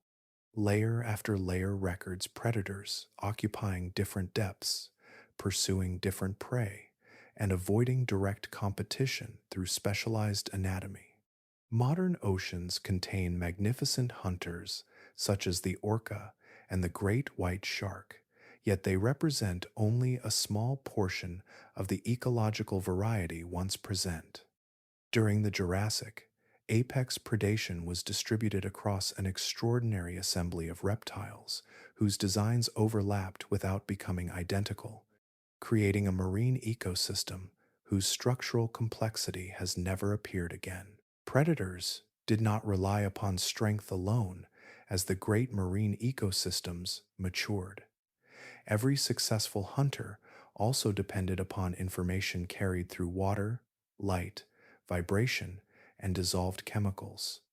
Bones preserved in stone rarely record such abilities directly, yet certain fossils reveal remarkable adaptations for detecting prey where ordinary vision or instinct could no longer provide enough guidance. An invisible contest unfolded alongside every chase, shaping senses with as much precision as teeth or flippers. Ophthalmosaurus carried some of the largest eyes known among vertebrates, measuring approximately 22 centimeters in diameter, which is about 9 feet. Human eyes average only about 2.4 centimeters, which is about 1 inch. These extraordinary organs were far more than enlarged versions of familiar eyes. Each was supported by a substantial ring of interlocking bones called the scleral ring, forming a rigid framework that prevented the eyeball from deforming under immense pressure. The arrangement allowed vision to remain reliable even during repeated descents into the deepest parts of its hunting range. Current evidence suggests that Ophthalmosaurus regularly descended to around 600 meters, which is about 1,969 feet. At that depth, sunlight had disappeared completely, leaving only scattered flashes produced by living organisms. Tiny crustaceans, cephalopods, and fish generated their own pale illumination through bioluminescence. Against this dark background, exceptionally sensitive eyes could distinguish faint movements that would remain invisible to most other predators. Every descent entered a realm where vision depended upon gathering the smallest possible traces of light. Pressure increased dramatically during these journeys. 600 meters, which is about 1,969 feet, placed the animal beneath water, pressing with roughly 60 times the atmospheric pressure experienced at sea level. The reinforced scleral ring helped preserve the shape of the eye despite those crushing conditions, allowing the retina to continue focusing images instead of becoming distorted. Millions of years of natural selection gradually refined this structural solution until deep diving became an ordinary part of the animal's life. Other predators pursued a different sensory path. Pliosaurs developed enlarged nasal passages capable of detecting dissolved chemical gradients drifting through open water. Rather than depending entirely upon eyesight, they interpreted faint molecular traces released by injured animals or passing schools of prey. Water carried these signals across remarkable distances, forming invisible pathways that shifted with every current. The skull transformed those chemical differences into directional information, guiding the hunter toward its destination, even when direct visual contact remained impossible.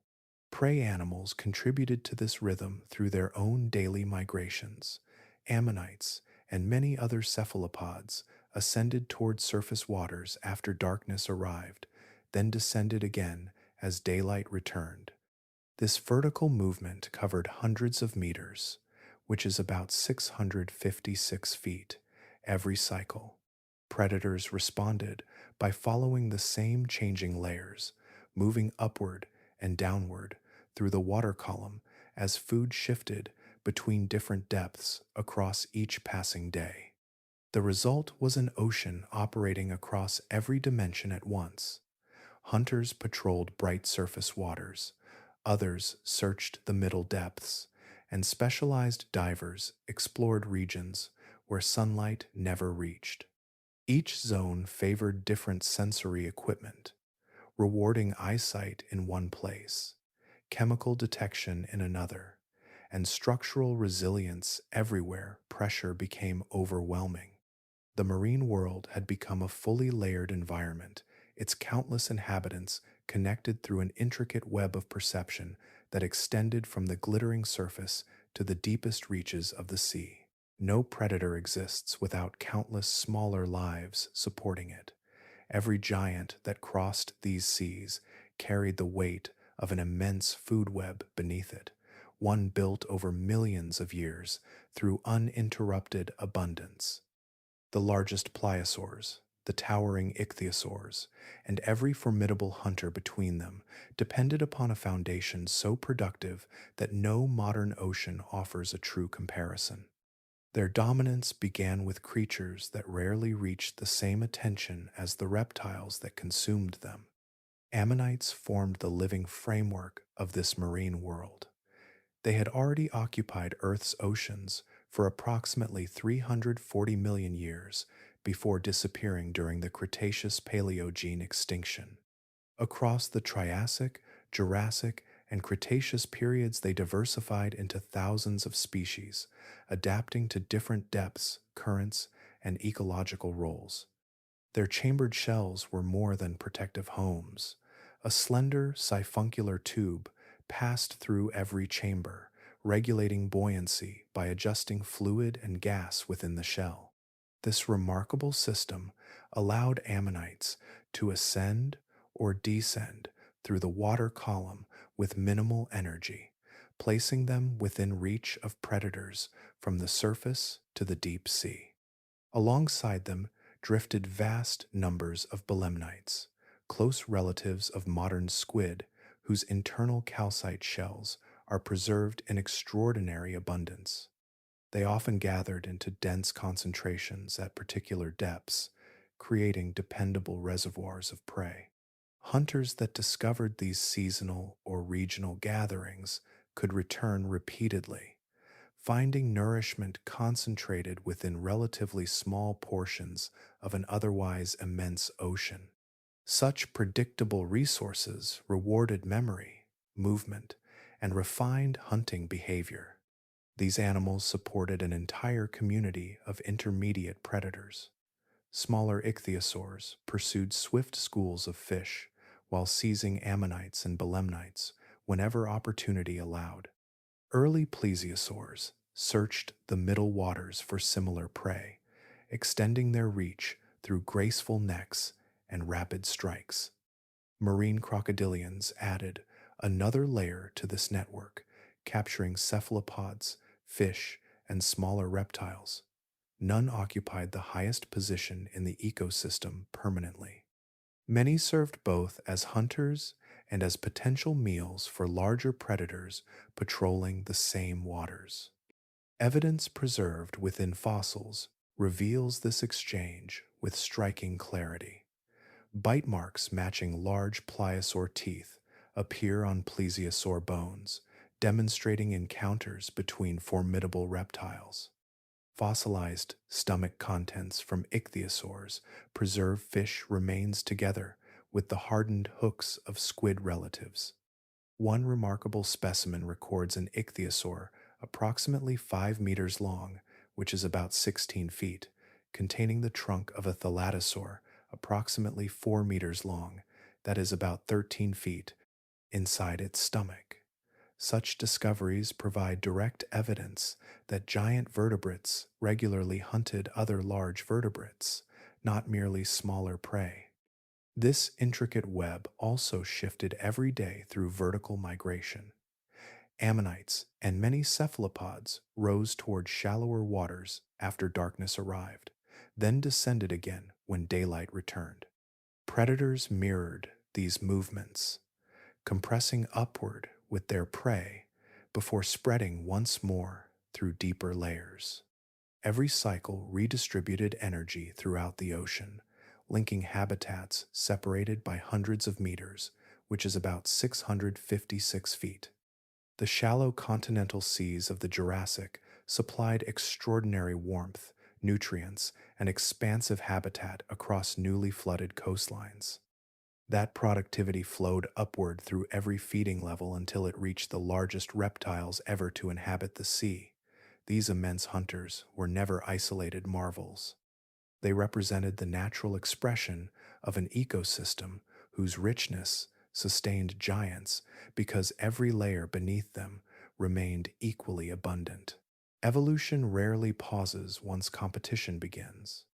Across roughly 100 million years, the oceans surrounding Pangea became a place where every successful adaptation invited another in response. Predators improved their ability to seize prey, while the animals they hunted accumulated new ways to endure, escape, or resist. Generation after generation, these opposing pressures reshaped bodies with remarkable consistency, leaving behind one of the clearest records of sustained evolutionary escalation ever preserved among vertebrates. The pliosaur lineage illustrates this progression with unusual clarity. Early members possessed capable jaws and balanced proportions suited to hunting fish and smaller reptiles.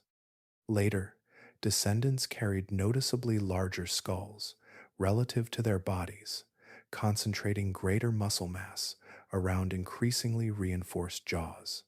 Through successive species, bite force climbed steadily until the lineage approached the mechanical limits achievable by a vertebrate skull. This trend was neither abrupt nor random. It unfolded through countless small changes, each building upon inherited anatomy across an immense span of geological time. Prey species responded with equal persistence. Ammonites gradually developed shells bearing stronger ribs and more elaborate surface sculpture throughout much of the Mesozoic era. These reinforced patterns increased resistance against crushing forces delivered by powerful jaws. Individuals possessing slightly stronger shells survived attacks more often and left more descendants, encouraging another cycle of defensive refinement. Every improvement among predators shifted selective pressure onto the animals they pursued, maintaining an ongoing exchange that reshaped both sides. Ichthyosaurs reveal another direction taken by this contest. Early forms swam with flexible, elongated tails that resembled those of large eels. Later species evolved stiff, crescent-shaped tail flukes capable of producing greater acceleration and sustained speed. Faster movement increased the chance of escaping pursuit while also improving success during hunts. As pursuit specialists became more efficient, prey capable of sharper turns, quicker bursts, or deeper dives gained their own advantage, sustaining the momentum of evolutionary change. Cephalopods also participated through increasingly sophisticated jet propulsion. Powerful muscular contractions expelled water with greater control, allowing rapid directional shifts and swift descents into darker layers of the sea. Those deeper movements encouraged predators to refine their own diving abilities and sensory systems, extending competition throughout the full vertical range of the ocean. Hunting no longer unfolded across a single horizontal landscape. It occupied an immense three-dimensional environment where every depth presented different challenges and opportunities. Evidence from the fossil record indicates that megafaunal predation, the hunting of animals similar in size or even larger than the predator itself, emerged independently within several marine reptile lineages approximately 243 million to 242 million years ago. By then, marine ecosystems had recovered enough biomass after the earlier mass extinction to sustain such demanding lifestyles. Separate evolutionary branches reached comparable solutions because the expanding food web offered similar ecological possibilities at nearly the same moment. The cutting tooth, known as the bicarinate blade, evolved within Thalattoarchon approximately 244 million years ago, then appeared again independently in Himalayasaurus roughly 13 million years later. Similar challenges repeatedly favored similar designs. Across 100 million years, no lasting advantage remained uncontested. Every improvement inspired another response, pressing bodies toward greater specialization until each lineage approached the structural boundaries imposed by bone, muscle, and the enduring logic of natural selection. There comes a point in every long evolutionary story when gradual change reaches the edge of what anatomy can sustain. For the pliosaurs, that destination arrived near the close of the late Jurassic, approximately 147 million years ago. Around 80 million years of steady refinement had enlarged skulls, strengthened jaws, lengthened teeth, and reshaped powerful swimmers into predators unlike any that had preceded them. The lineage had followed the same direction across countless generations, each adjustment adding another layer to an already formidable design until one animal stood at the culmination of the entire progression. That animal is known as Pliosaurus funke, though it first entered public attention under the informal name Predator X. Its remains emerged from the frozen rocks of Svalbard, a Norwegian archipelago positioned above the Arctic Circle. Excavation there demanded years of work under difficult conditions, with fossil hunters recovering more than 20,000 fragments from multiple expeditions before the skeleton could be reconstructed. Piece by piece, an animal of extraordinary proportions gradually emerged from stone that had guarded its outline since the Jurassic. Current estimates place its total length at roughly 15 meters, which is about 49 feet. Body mass may have approached 45 tons. Its skull alone stretched nearly 2 meters, which is about 6.6 feet, occupying an astonishing share of the total body. Individual teeth reached approximately 30 centimeters, that is nearly 12 inches, exceeding the longest confirmed teeth known from any carnivorous dinosaur. Every feature reflected the same pattern already visible through its ancestry, with greater emphasis placed upon force, reach, and mechanical advantage. Analyses of jaw mechanics suggest a bite pressure approaching approximately 33,000 pounds per square inch. Estimates naturally vary with reconstruction methods, yet researchers consistently conclude that its bite ranked among the most powerful ever calculated for any vertebrate. Thick jawbones resisted immense stress, while broad muscle attachment areas generated tremendous closing force. Teeth acted less like slender spears and more like reinforced spikes, capable of gripping struggling prey while concentrated pressure fractured bone and tore through flesh with remarkable efficiency. Movement remained equally specialized. Four flippers did not contribute identical functions. The front pair provided efficient propulsion during sustained travel, conserving energy while covering broad distances through open water. The rear pair supplied additional thrust during rapid acceleration, allowing the animal to transform from measured cruising into explosive pursuit within moments. Such versatility suited an ambush hunter, able to approach without excessive effort before releasing extraordinary power across a brief, decisive attack. No convincing evidence suggests the presence of another predator capable of regularly threatening a healthy adult Pliosaurus funke. It occupied the highest level of its ecosystem, feeding upon large marine reptiles, sizable fish, and whatever prey could be subdued through overwhelming strength. Across the surrounding seas, few animals matched its dimensions, fewer still matched its speed, and none combined such mass with comparable weaponry. Its significance reaches beyond impressive measurements. Bone strength, muscle geometry, tooth durability, and skull architecture all impose physical boundaries that cannot increase forever. Predator X appears to have approached those limits, representing the endpoint of a lineage refined across tens of millions of years. Modern oceans contain no direct equivalent.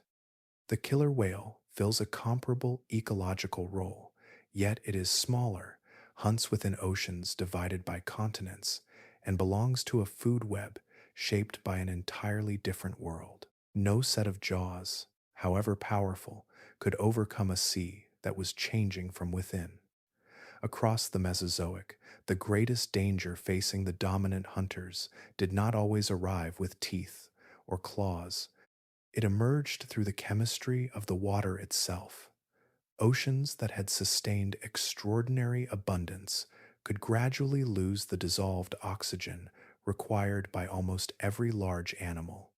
During those intervals, The sea ceased to be merely a home for predators. It became the force deciding which lineages would continue and which would disappear. Geologists recognize these intervals as ocean anoxic events, episodes when oxygen depletion spread across enormous regions of the marine water column. They occurred more than once during the age of marine reptiles, leaving evidence preserved across continents. Although each event differed in scale and duration, they revealed the same underlying vulnerability. Even the strongest vertebrates depended upon conditions they could neither influence nor escape if the affected waters extended across entire ocean basins. The process unfolded through well understood physical principles. Warm water retains less dissolved oxygen than cooler water. When global temperatures increased because of prolonged volcanic activity, changes in Earth's orbit, or other powerful climatic influences, the oceans gradually lost part of their capacity to carry oxygen into deeper layers. Circulation weakened, fresh oxygen reached the depths less efficiently, and marine habitats that had supported thriving ecosystems began to contract. The deepest regions experienced oxygen loss first, after which the boundary separating healthy water from depleted water expanded upward through the column. Those transformations remain visible today in bands of dark sediment known as black shale. These rocks formed where dead organisms settled onto seafloors that lacked enough oxygen for normal decay. Under ordinary conditions, countless decomposers would recycle much of that organic material back into the ecosystem. During widespread oxygen depletion, far less decomposition occurred, allowing thick accumulations of carbon-rich remains to become buried beneath successive layers of sediment. Every dark layer preserves the record of an ocean that could no longer sustain the life it had recently supported. The disappearance of the ichthyosaurs, approximately 90 million years ago, is widely associated with the Cenomanian-Turonian ocean anoxic event. Their decline appears closely connected to disruptions within marine food webs after fish populations were heavily affected. Predators that had flourished for millions of years suddenly faced shrinking prey resources across enormous distances. Their bodies still possessed remarkable speed, endurance, and sensory adaptations, yet those advantages offered little protection once the foundation supporting the ecosystem weakened. This pattern reveals an important truth about every apex hunter described throughout this journey. Their survival depended upon relationships extending far beyond direct competition. Ammonites, fish, smaller marine reptiles, microscopic plankton, ocean circulation, dissolved oxygen, and global climate formed parts of the same interconnected system. Disturbance at one level gradually echoed through every level above it until even the largest predators encountered limits no strength could overcome.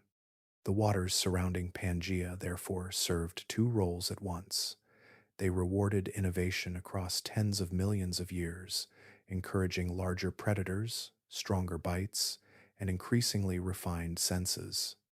They also retained the authority to erase those achievements when environmental balance shifted beyond biological tolerance. Evolution built extraordinary hunters with remarkable patience, while changing ocean chemistry accomplished in a comparatively brief span what no rival predator ever could. The creatures crossing these waters could not perceive the change unfolding beneath them. Every migration, every hunt, and every generation passed above a crust that had already begun to separate. The transformation unfolded across millions of years, measured in movements far too gradual for any living animal to witness, yet powerful enough to reshape the destiny of every coastline. While marine life continued its long evolutionary contest, the supercontinent itself was beginning to come apart, carrying the foundations of that world toward a different future.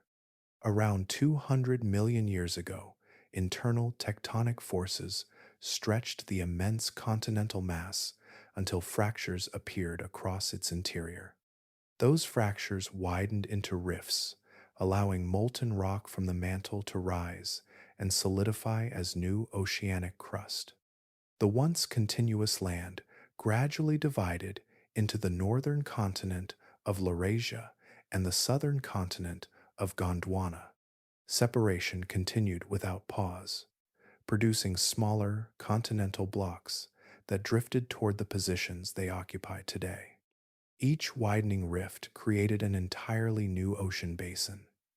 The North Atlantic emerged first, followed later by the South Atlantic, while the Indian Ocean opened as additional fragments moved apart. Fresh sea floor formed along spreading centers where magma cooled into solid rock.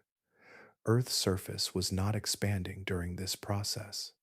Every addition of young ocean floor required the destruction of equally old crust somewhere else through the steady operation of subduction, where dense seafloor descended back into the mantle.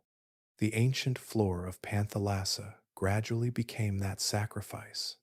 Along continental margins, enormous slabs of oceanic crust bent downward and disappeared into Earth's interior.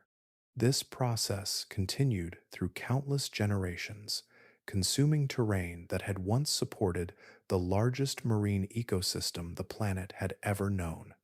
Unlike mountains or continental rocks, oceanic crust rarely survives for extreme spans of geological time. It is continually recycled, carrying with it much of the direct physical record of vanished oceans. That long cycle reached its conclusion with remarkable completeness. Today, not 1 square centimeter of original Panthalassan seafloor remains exposed anywhere on Earth's surface. The modern Pacific Ocean occupies much of the same broad region, yet its floor consists entirely of younger crust created after the original superocean had already begun disappearing. The landscape that supported the rise of giant marine reptiles exists today only through fossils preserved along former shorelines and sediments that escaped destruction upon the continents. Geography changed along with the rocks. As continents drifted apart, their margins flooded beneath rising seas, creating broad continental shelves washed by warm sunlight. These expanding shallow habitats encouraged flourishing ecosystems and increasing biodiversity, providing opportunities for countless new species to evolve. At the same time, the gradual loss of Panthalassa's uninterrupted planetary scale removed environmental conditions unlike anything that followed. The world gained many productive seas, yet surrendered the singular setting that had nurtured such extraordinary marine giants. Another transformation unfolded across the Tethys Sea, whose warm waters had fostered some of the earliest chapters of marine reptile evolution. Africa and Eurasia moved steadily toward one another, narrowing that broad marine corridor through geological time. The cradle that had welcomed pioneering lineages slowly contracted, altering currents, coastlines, and migration pathways that had endured for millions of years. The ocean that shaped these remarkable predators therefore entered its final chapter through geology before biology fully reflected the change. Long after the continents began their patient separation, life continued adapting within familiar waters, unaware that the world supporting every adaptation was steadily disappearing beneath the planet itself. The stage had changed long before its next rulers arrived. The uninterrupted waters that once wrapped around a single supercontinent had given way to separate oceans divided by widening landmasses. Currents followed new pathways, coastlines multiplied, and marine ecosystems adapted to a geography unlike the one that had nurtured the first great reptilian hunters. The long progression that began in Panthalassa had reached its closing chapters, leaving opportunities for an entirely different lineage to enter a transformed world. The Mosasaurs appeared during the Cretaceous, roughly 98 million years ago, carrying no close relationship to the giant ichthyosaurs, the elegant plesiosaurs, or the immense pliosaurs that had dominated earlier eras.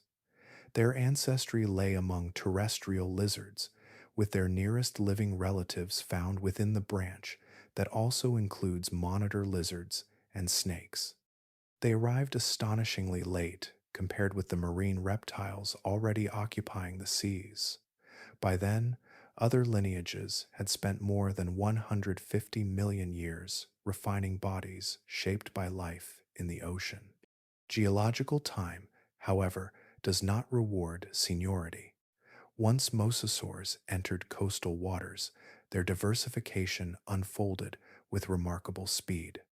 Within only a few million years, they spread across marine environments around the globe, evolving species that ranged from agile fish hunters to enormous apex predators. They expanded into ecological roles, left vulnerable by changing oceans and the gradual disappearance of older groups. Evolution did not repeat the earlier experiment. It explored a fresh design built upon a different anatomical foundation. Their greatest innovation lay within the skull.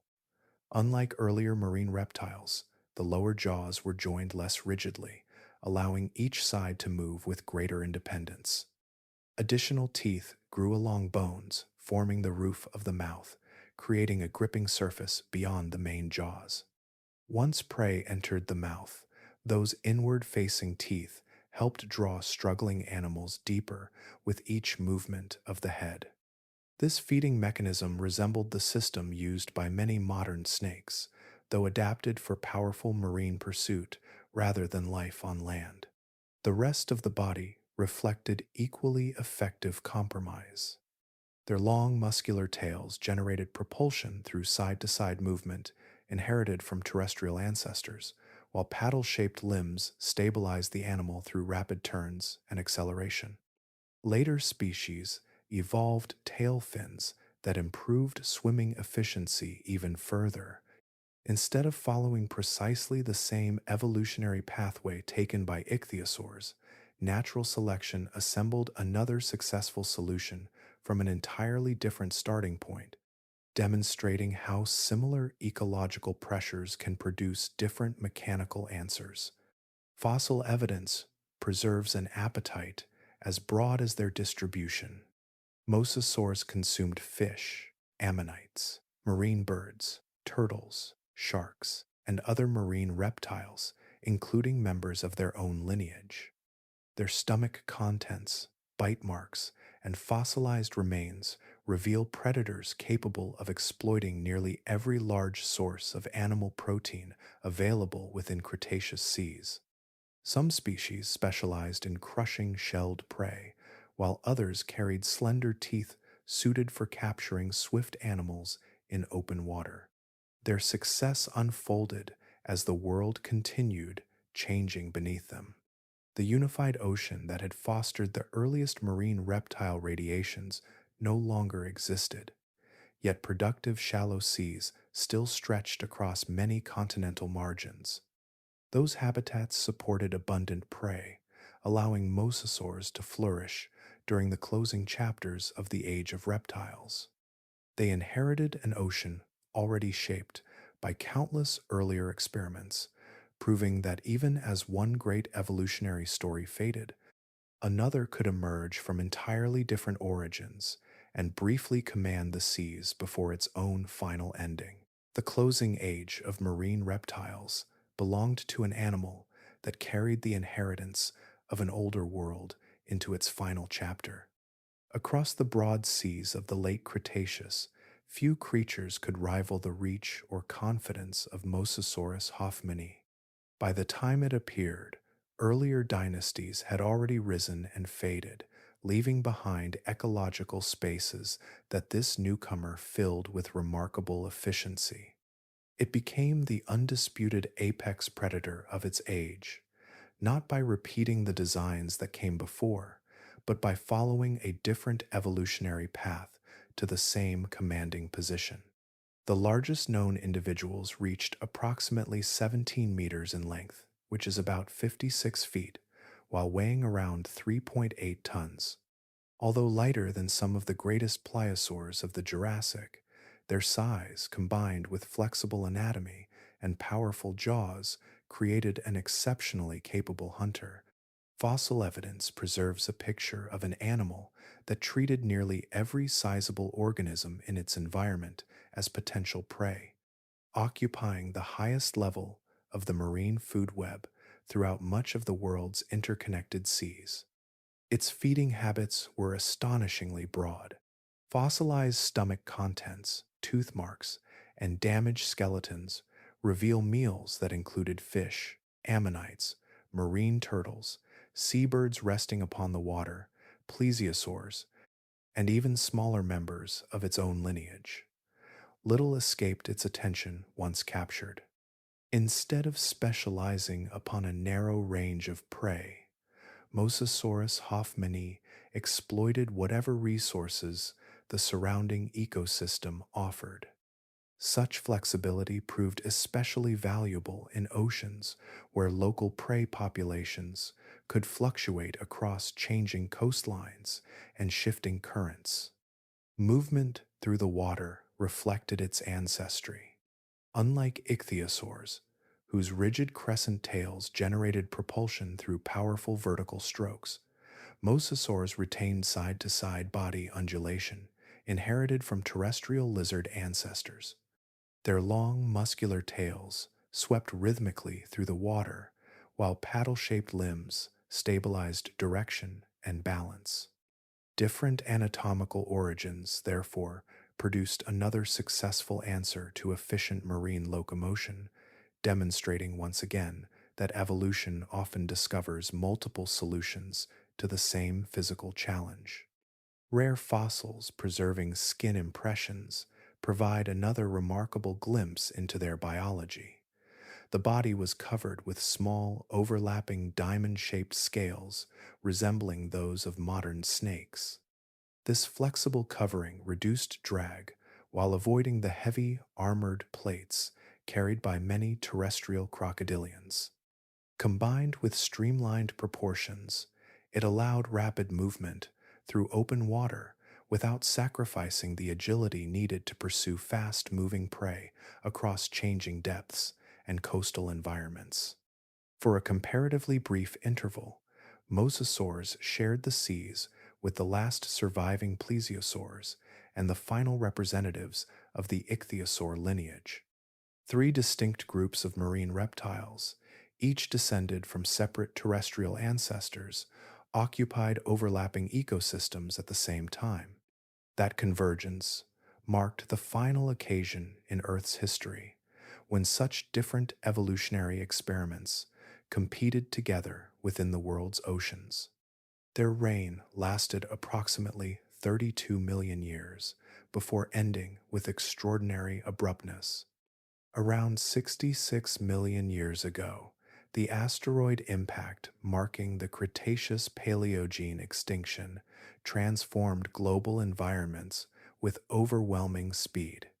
Marine reptiles disappeared alongside every non-avian dinosaur, bringing to a close an age that had endured for well over 150 million years.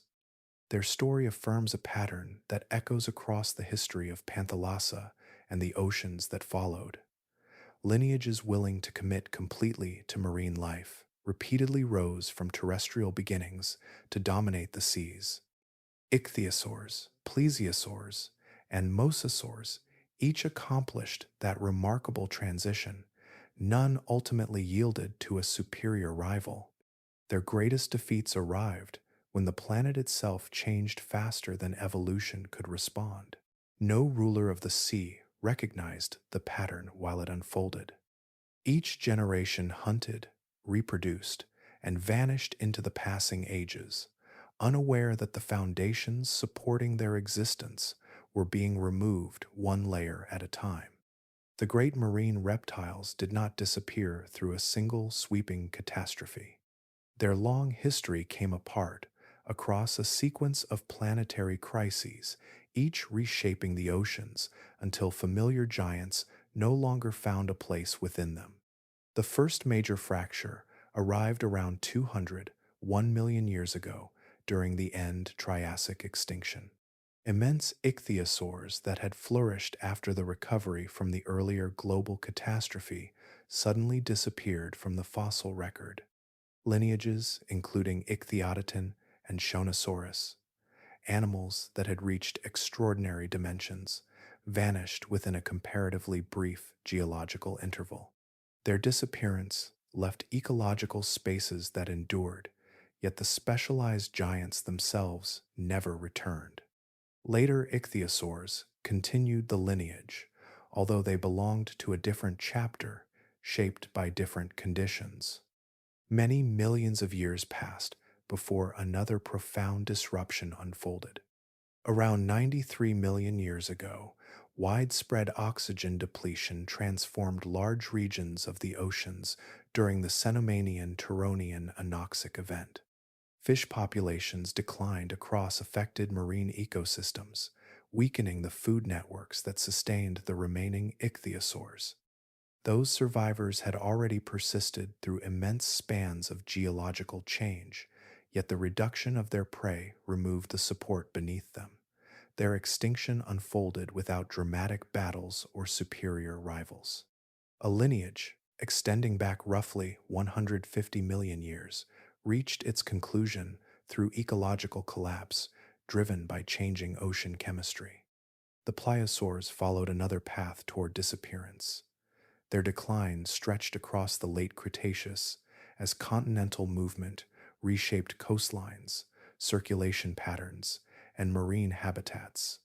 Ocean basins became increasingly fragmented, replacing the broad interconnected waters that had favored enormous apex hunters. No single disaster erased them in one moment. Instead, environmental change steadily reduced the conditions that had once rewarded their remarkable specialization. Their evolutionary ascent had depended upon a world that gradually ceased to exist. The final ending arrived around 66 million years ago with the asteroid impact that marked the Cretaceous-Paleogene extinction. Within a comparatively brief interval, mosasaurs disappeared together with the remaining plesiosaurs. Marine turtles survived. Sharks also endured, continuing lineages that had already witnessed countless transformations across earlier seas. The dominant marine reptiles that defined so much of the Mesozoic, however, passed entirely from Earth's oceans, closing a story that had unfolded across more than 150 million years. Viewed together, these separate endings reveal a consistent pattern. None of these great predators disappeared because another hunter proved stronger or more efficient. Their bodies remained highly successful within the environments that had shaped them. The forces that defeated them operated on scales beyond biological adaptation. Volcanic activity altered climate. Orbital variations influenced planetary conditions. Ocean chemistry shifted across immense regions. Finally, an object arriving from space transformed global ecosystems with extraordinary speed. Their legacy, therefore, rests upon an important distinction.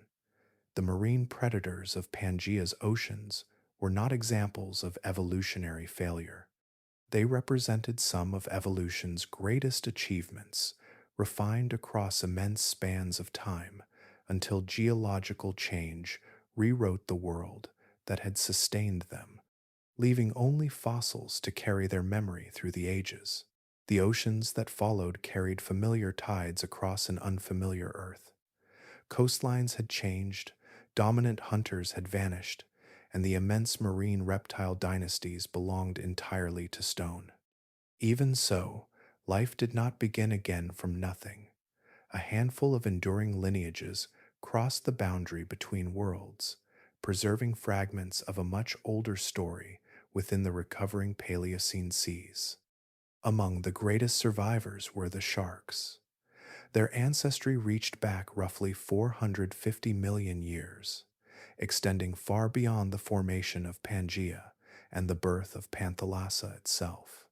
They had already endured repeated global crises before marine reptiles entered the oceans, and they would remain after those reptiles disappeared. Sharks achieved this persistence through flexibility. Different species occupied different habitats, hunted different prey, and reproduced through a variety of strategies. Evolution rarely confined the entire group to a single ecological role. That broad adaptability allowed them to persist, while many highly specialized predators vanished. Another survivor drifted through the water with remarkable familiarity. Nautiloids, close relatives of the extinct ammonites, escaped the catastrophe that erased nearly every chambered shelled cephalopod dominating the earlier seas.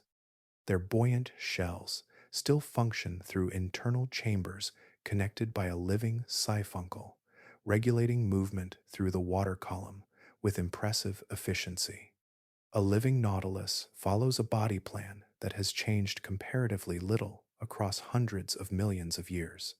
Each slow ascent and descent echoes patterns established in oceans, whose original floor has long since disappeared beneath Earth's mantle. Sea turtles also continued their voyage into the New Age. Their ancestors had shared the oceans with plesiosaurs, ichthyosaurs, mosasaurs, and giant predatory fishes, surviving transformations that eliminated many larger contemporaries.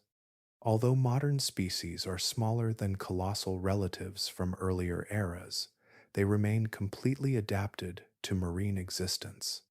Limbs shaped into flippers, streamlined shells, and migrations spanning thousands of kilometers, that is nearly 621 miles, connect living turtles with an evolutionary heritage extending deep into the Mesozoic. The disappearance of marine reptiles did not leave their ecological roles permanently vacant. Tens of millions of years later, mammals returned to the sea and gradually occupied many of the same opportunities. Whales, dolphins, and seals descended from land-dwelling ancestors, yet natural selection repeatedly guided them toward familiar solutions. Streamlined bodies reduced drag. Flippers replaced weight-bearing limbs. Live birth occurred entirely within the water. Similar environmental demands produced comparable adaptations despite entirely separate evolutionary histories. One striking example appears in the deep-diving whales of today. Some species descend beyond 2,000 meters, which is about 6,562 feet, into waters where sunlight no longer reaches. Their enlarged eyes gather faint traces of available light, serving a purpose remarkably similar to the reinforced eyes of Ophthalmosaurus many millions of years earlier. The animals themselves are unrelated, yet the physical demands of the deep ocean repeatedly favor comparable designs whenever vertebrates explore that realm. Panthalassa, therefore, survives through inheritance rather than permanence. Its original waters have been recycled into Earth's interior.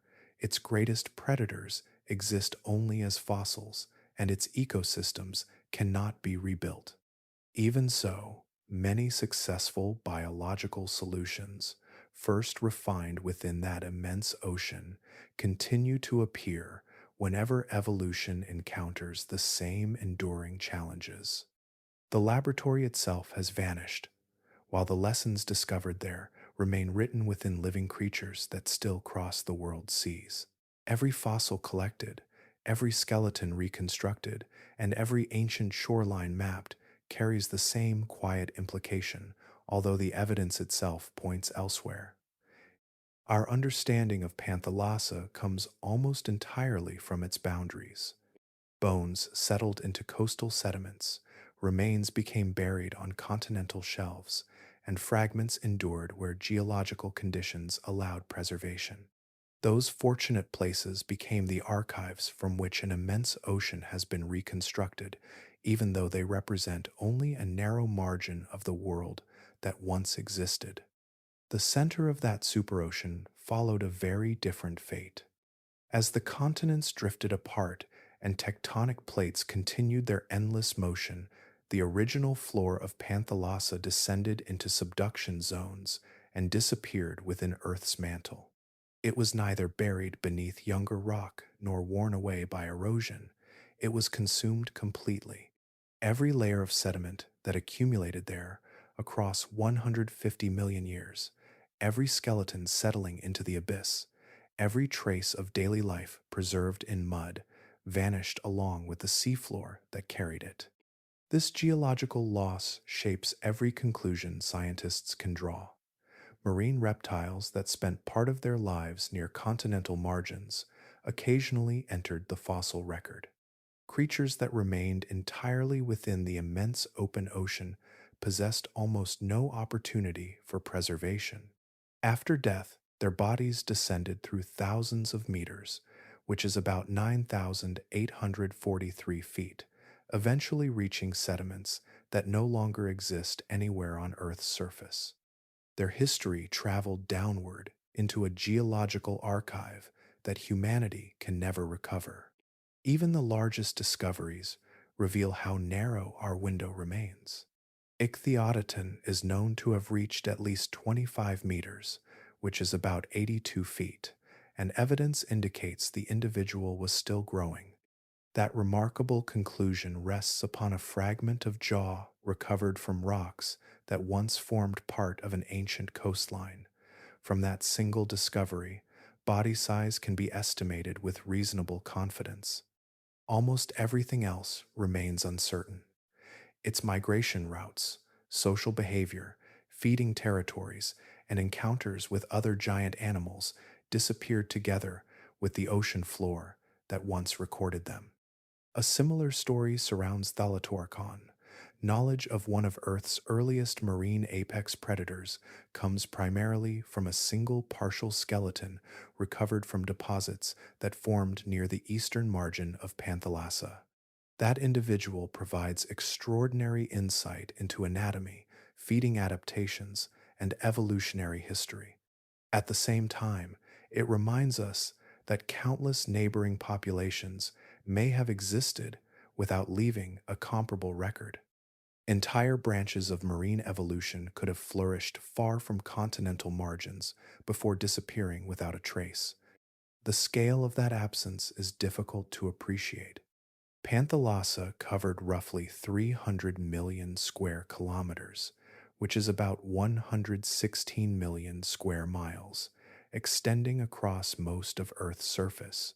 Scientists therefore reconstruct one of the largest ecosystems in planetary history from scattered evidence preserved around its distant perimeter. The immense interior, where generations of animals lived beyond sight of any shoreline, remains almost entirely beyond observation. This limitation cannot be overcome through future expeditions alone.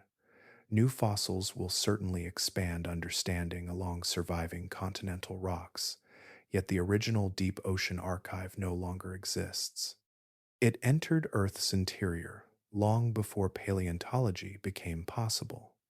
Some species, ecological relationships, and evolutionary experiments belonged only to that vanished realm.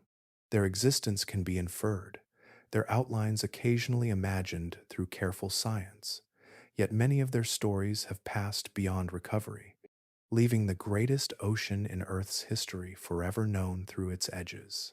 Some losses leave traces that can be revisited. Others reshape the planet so completely that even the place where they occurred disappears.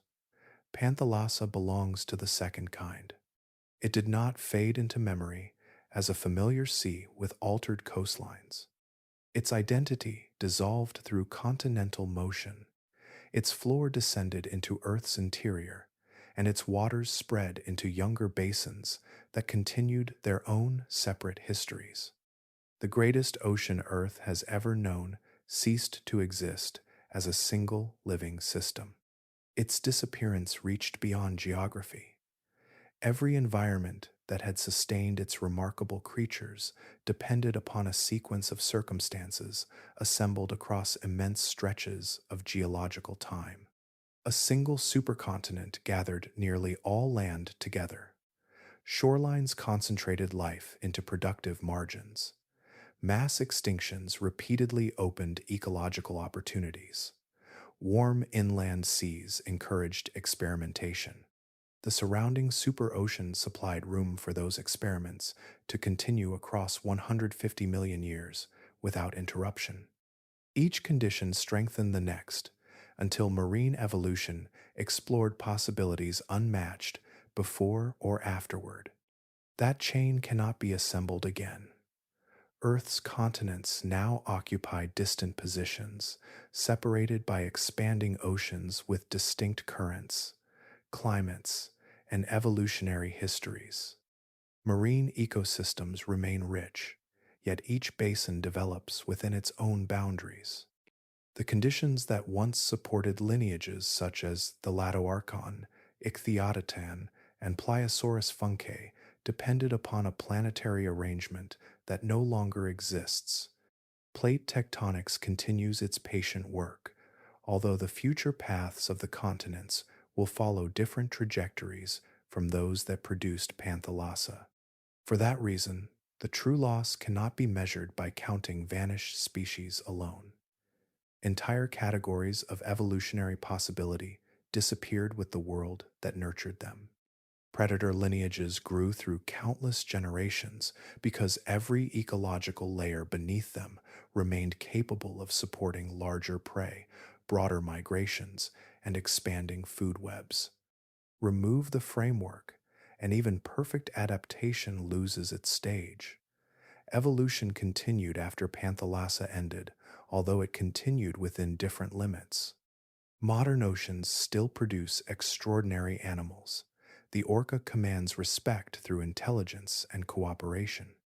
The sperm whale descends to remarkable depths, reaching 2,000 meters, which is about 6,562 feet, in pursuit of prey beyond sunlight.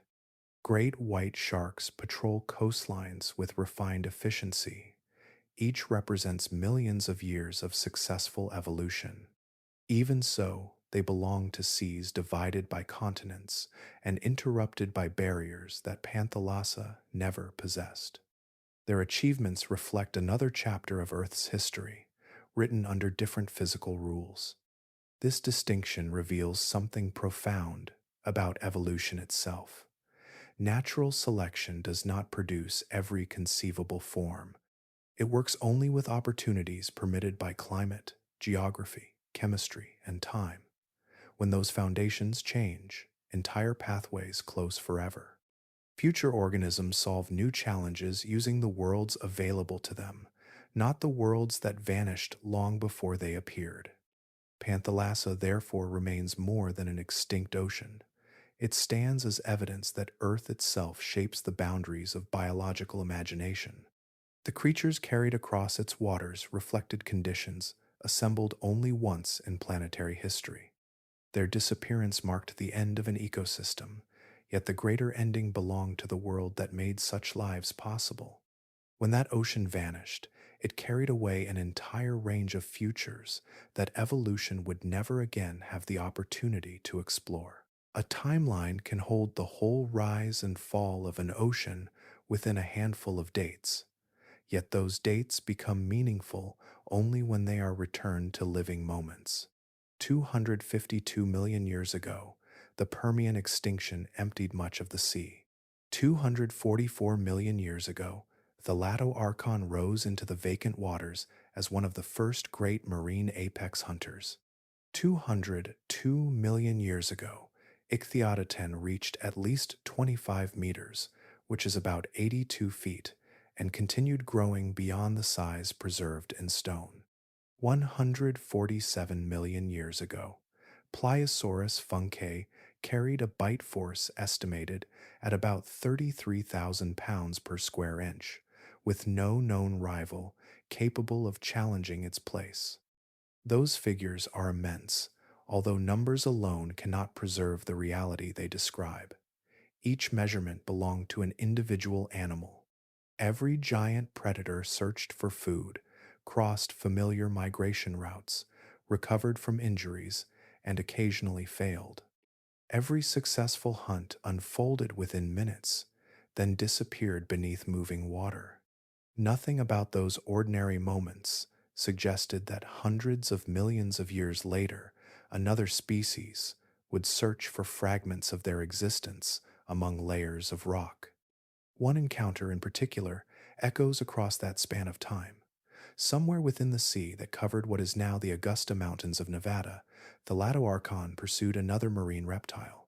The chase ended almost as soon as it began. Water closed over the scene, currents resumed their endless circulation, and the remains of one participant settled into sediment. Across 244 million years, continents drifted, mountains rose, and erosion revealed part of that skeleton. A paleontologist recognized the shape of its teeth and understood the role the animal once held in its vanished ecosystem. That is the enduring character of the fossil record. It is not merely a catalog of bones or measurements. It preserves brief passages of ordinary existence. Some survive almost intact. Others remain incomplete, altered by pressure, chemistry, and time. Every discovery carries both revelation and absence, offering enough evidence to reconstruct part of a forgotten world, while reminding us how much disappeared forever. Panthalassa itself cannot return. The seafloor that supported its ecosystems descended into Earth's mantle through subduction. The coastlines where its predators gathered became mountain ranges, deserts, and scattered islands. Fossils now emerge from rocks that formed below waves long vanished, while younger oceans continue circulating above crust created after Panthalassa had already begun to disappear. Even so, its story never became irrelevant. Every modern voyage across the Pacific Ocean follows waters connected through deep time to that earlier superocean. Every marine predator alive today exists because evolution continued after those older dynasties ended. The actors changed, the geography transformed, yet the underlying processes endured. Looking across that immense history leaves a lasting impression that reaches beyond spectacle. Earth has always been capable of creating worlds more elaborate than any single lifetime can witness. Panthalassa proved that possibility once, across 150 million years of uninterrupted experimentation. Its waters vanished, its giants became stone, and its foundations slipped into the planet below. The record that remains is incomplete, although it is enough to reveal a truth that still accompanies every ocean horizon. Life continues to explore the opportunities Earth provides, while the planet itself keeps rewriting the stage upon which that exploration unfolds.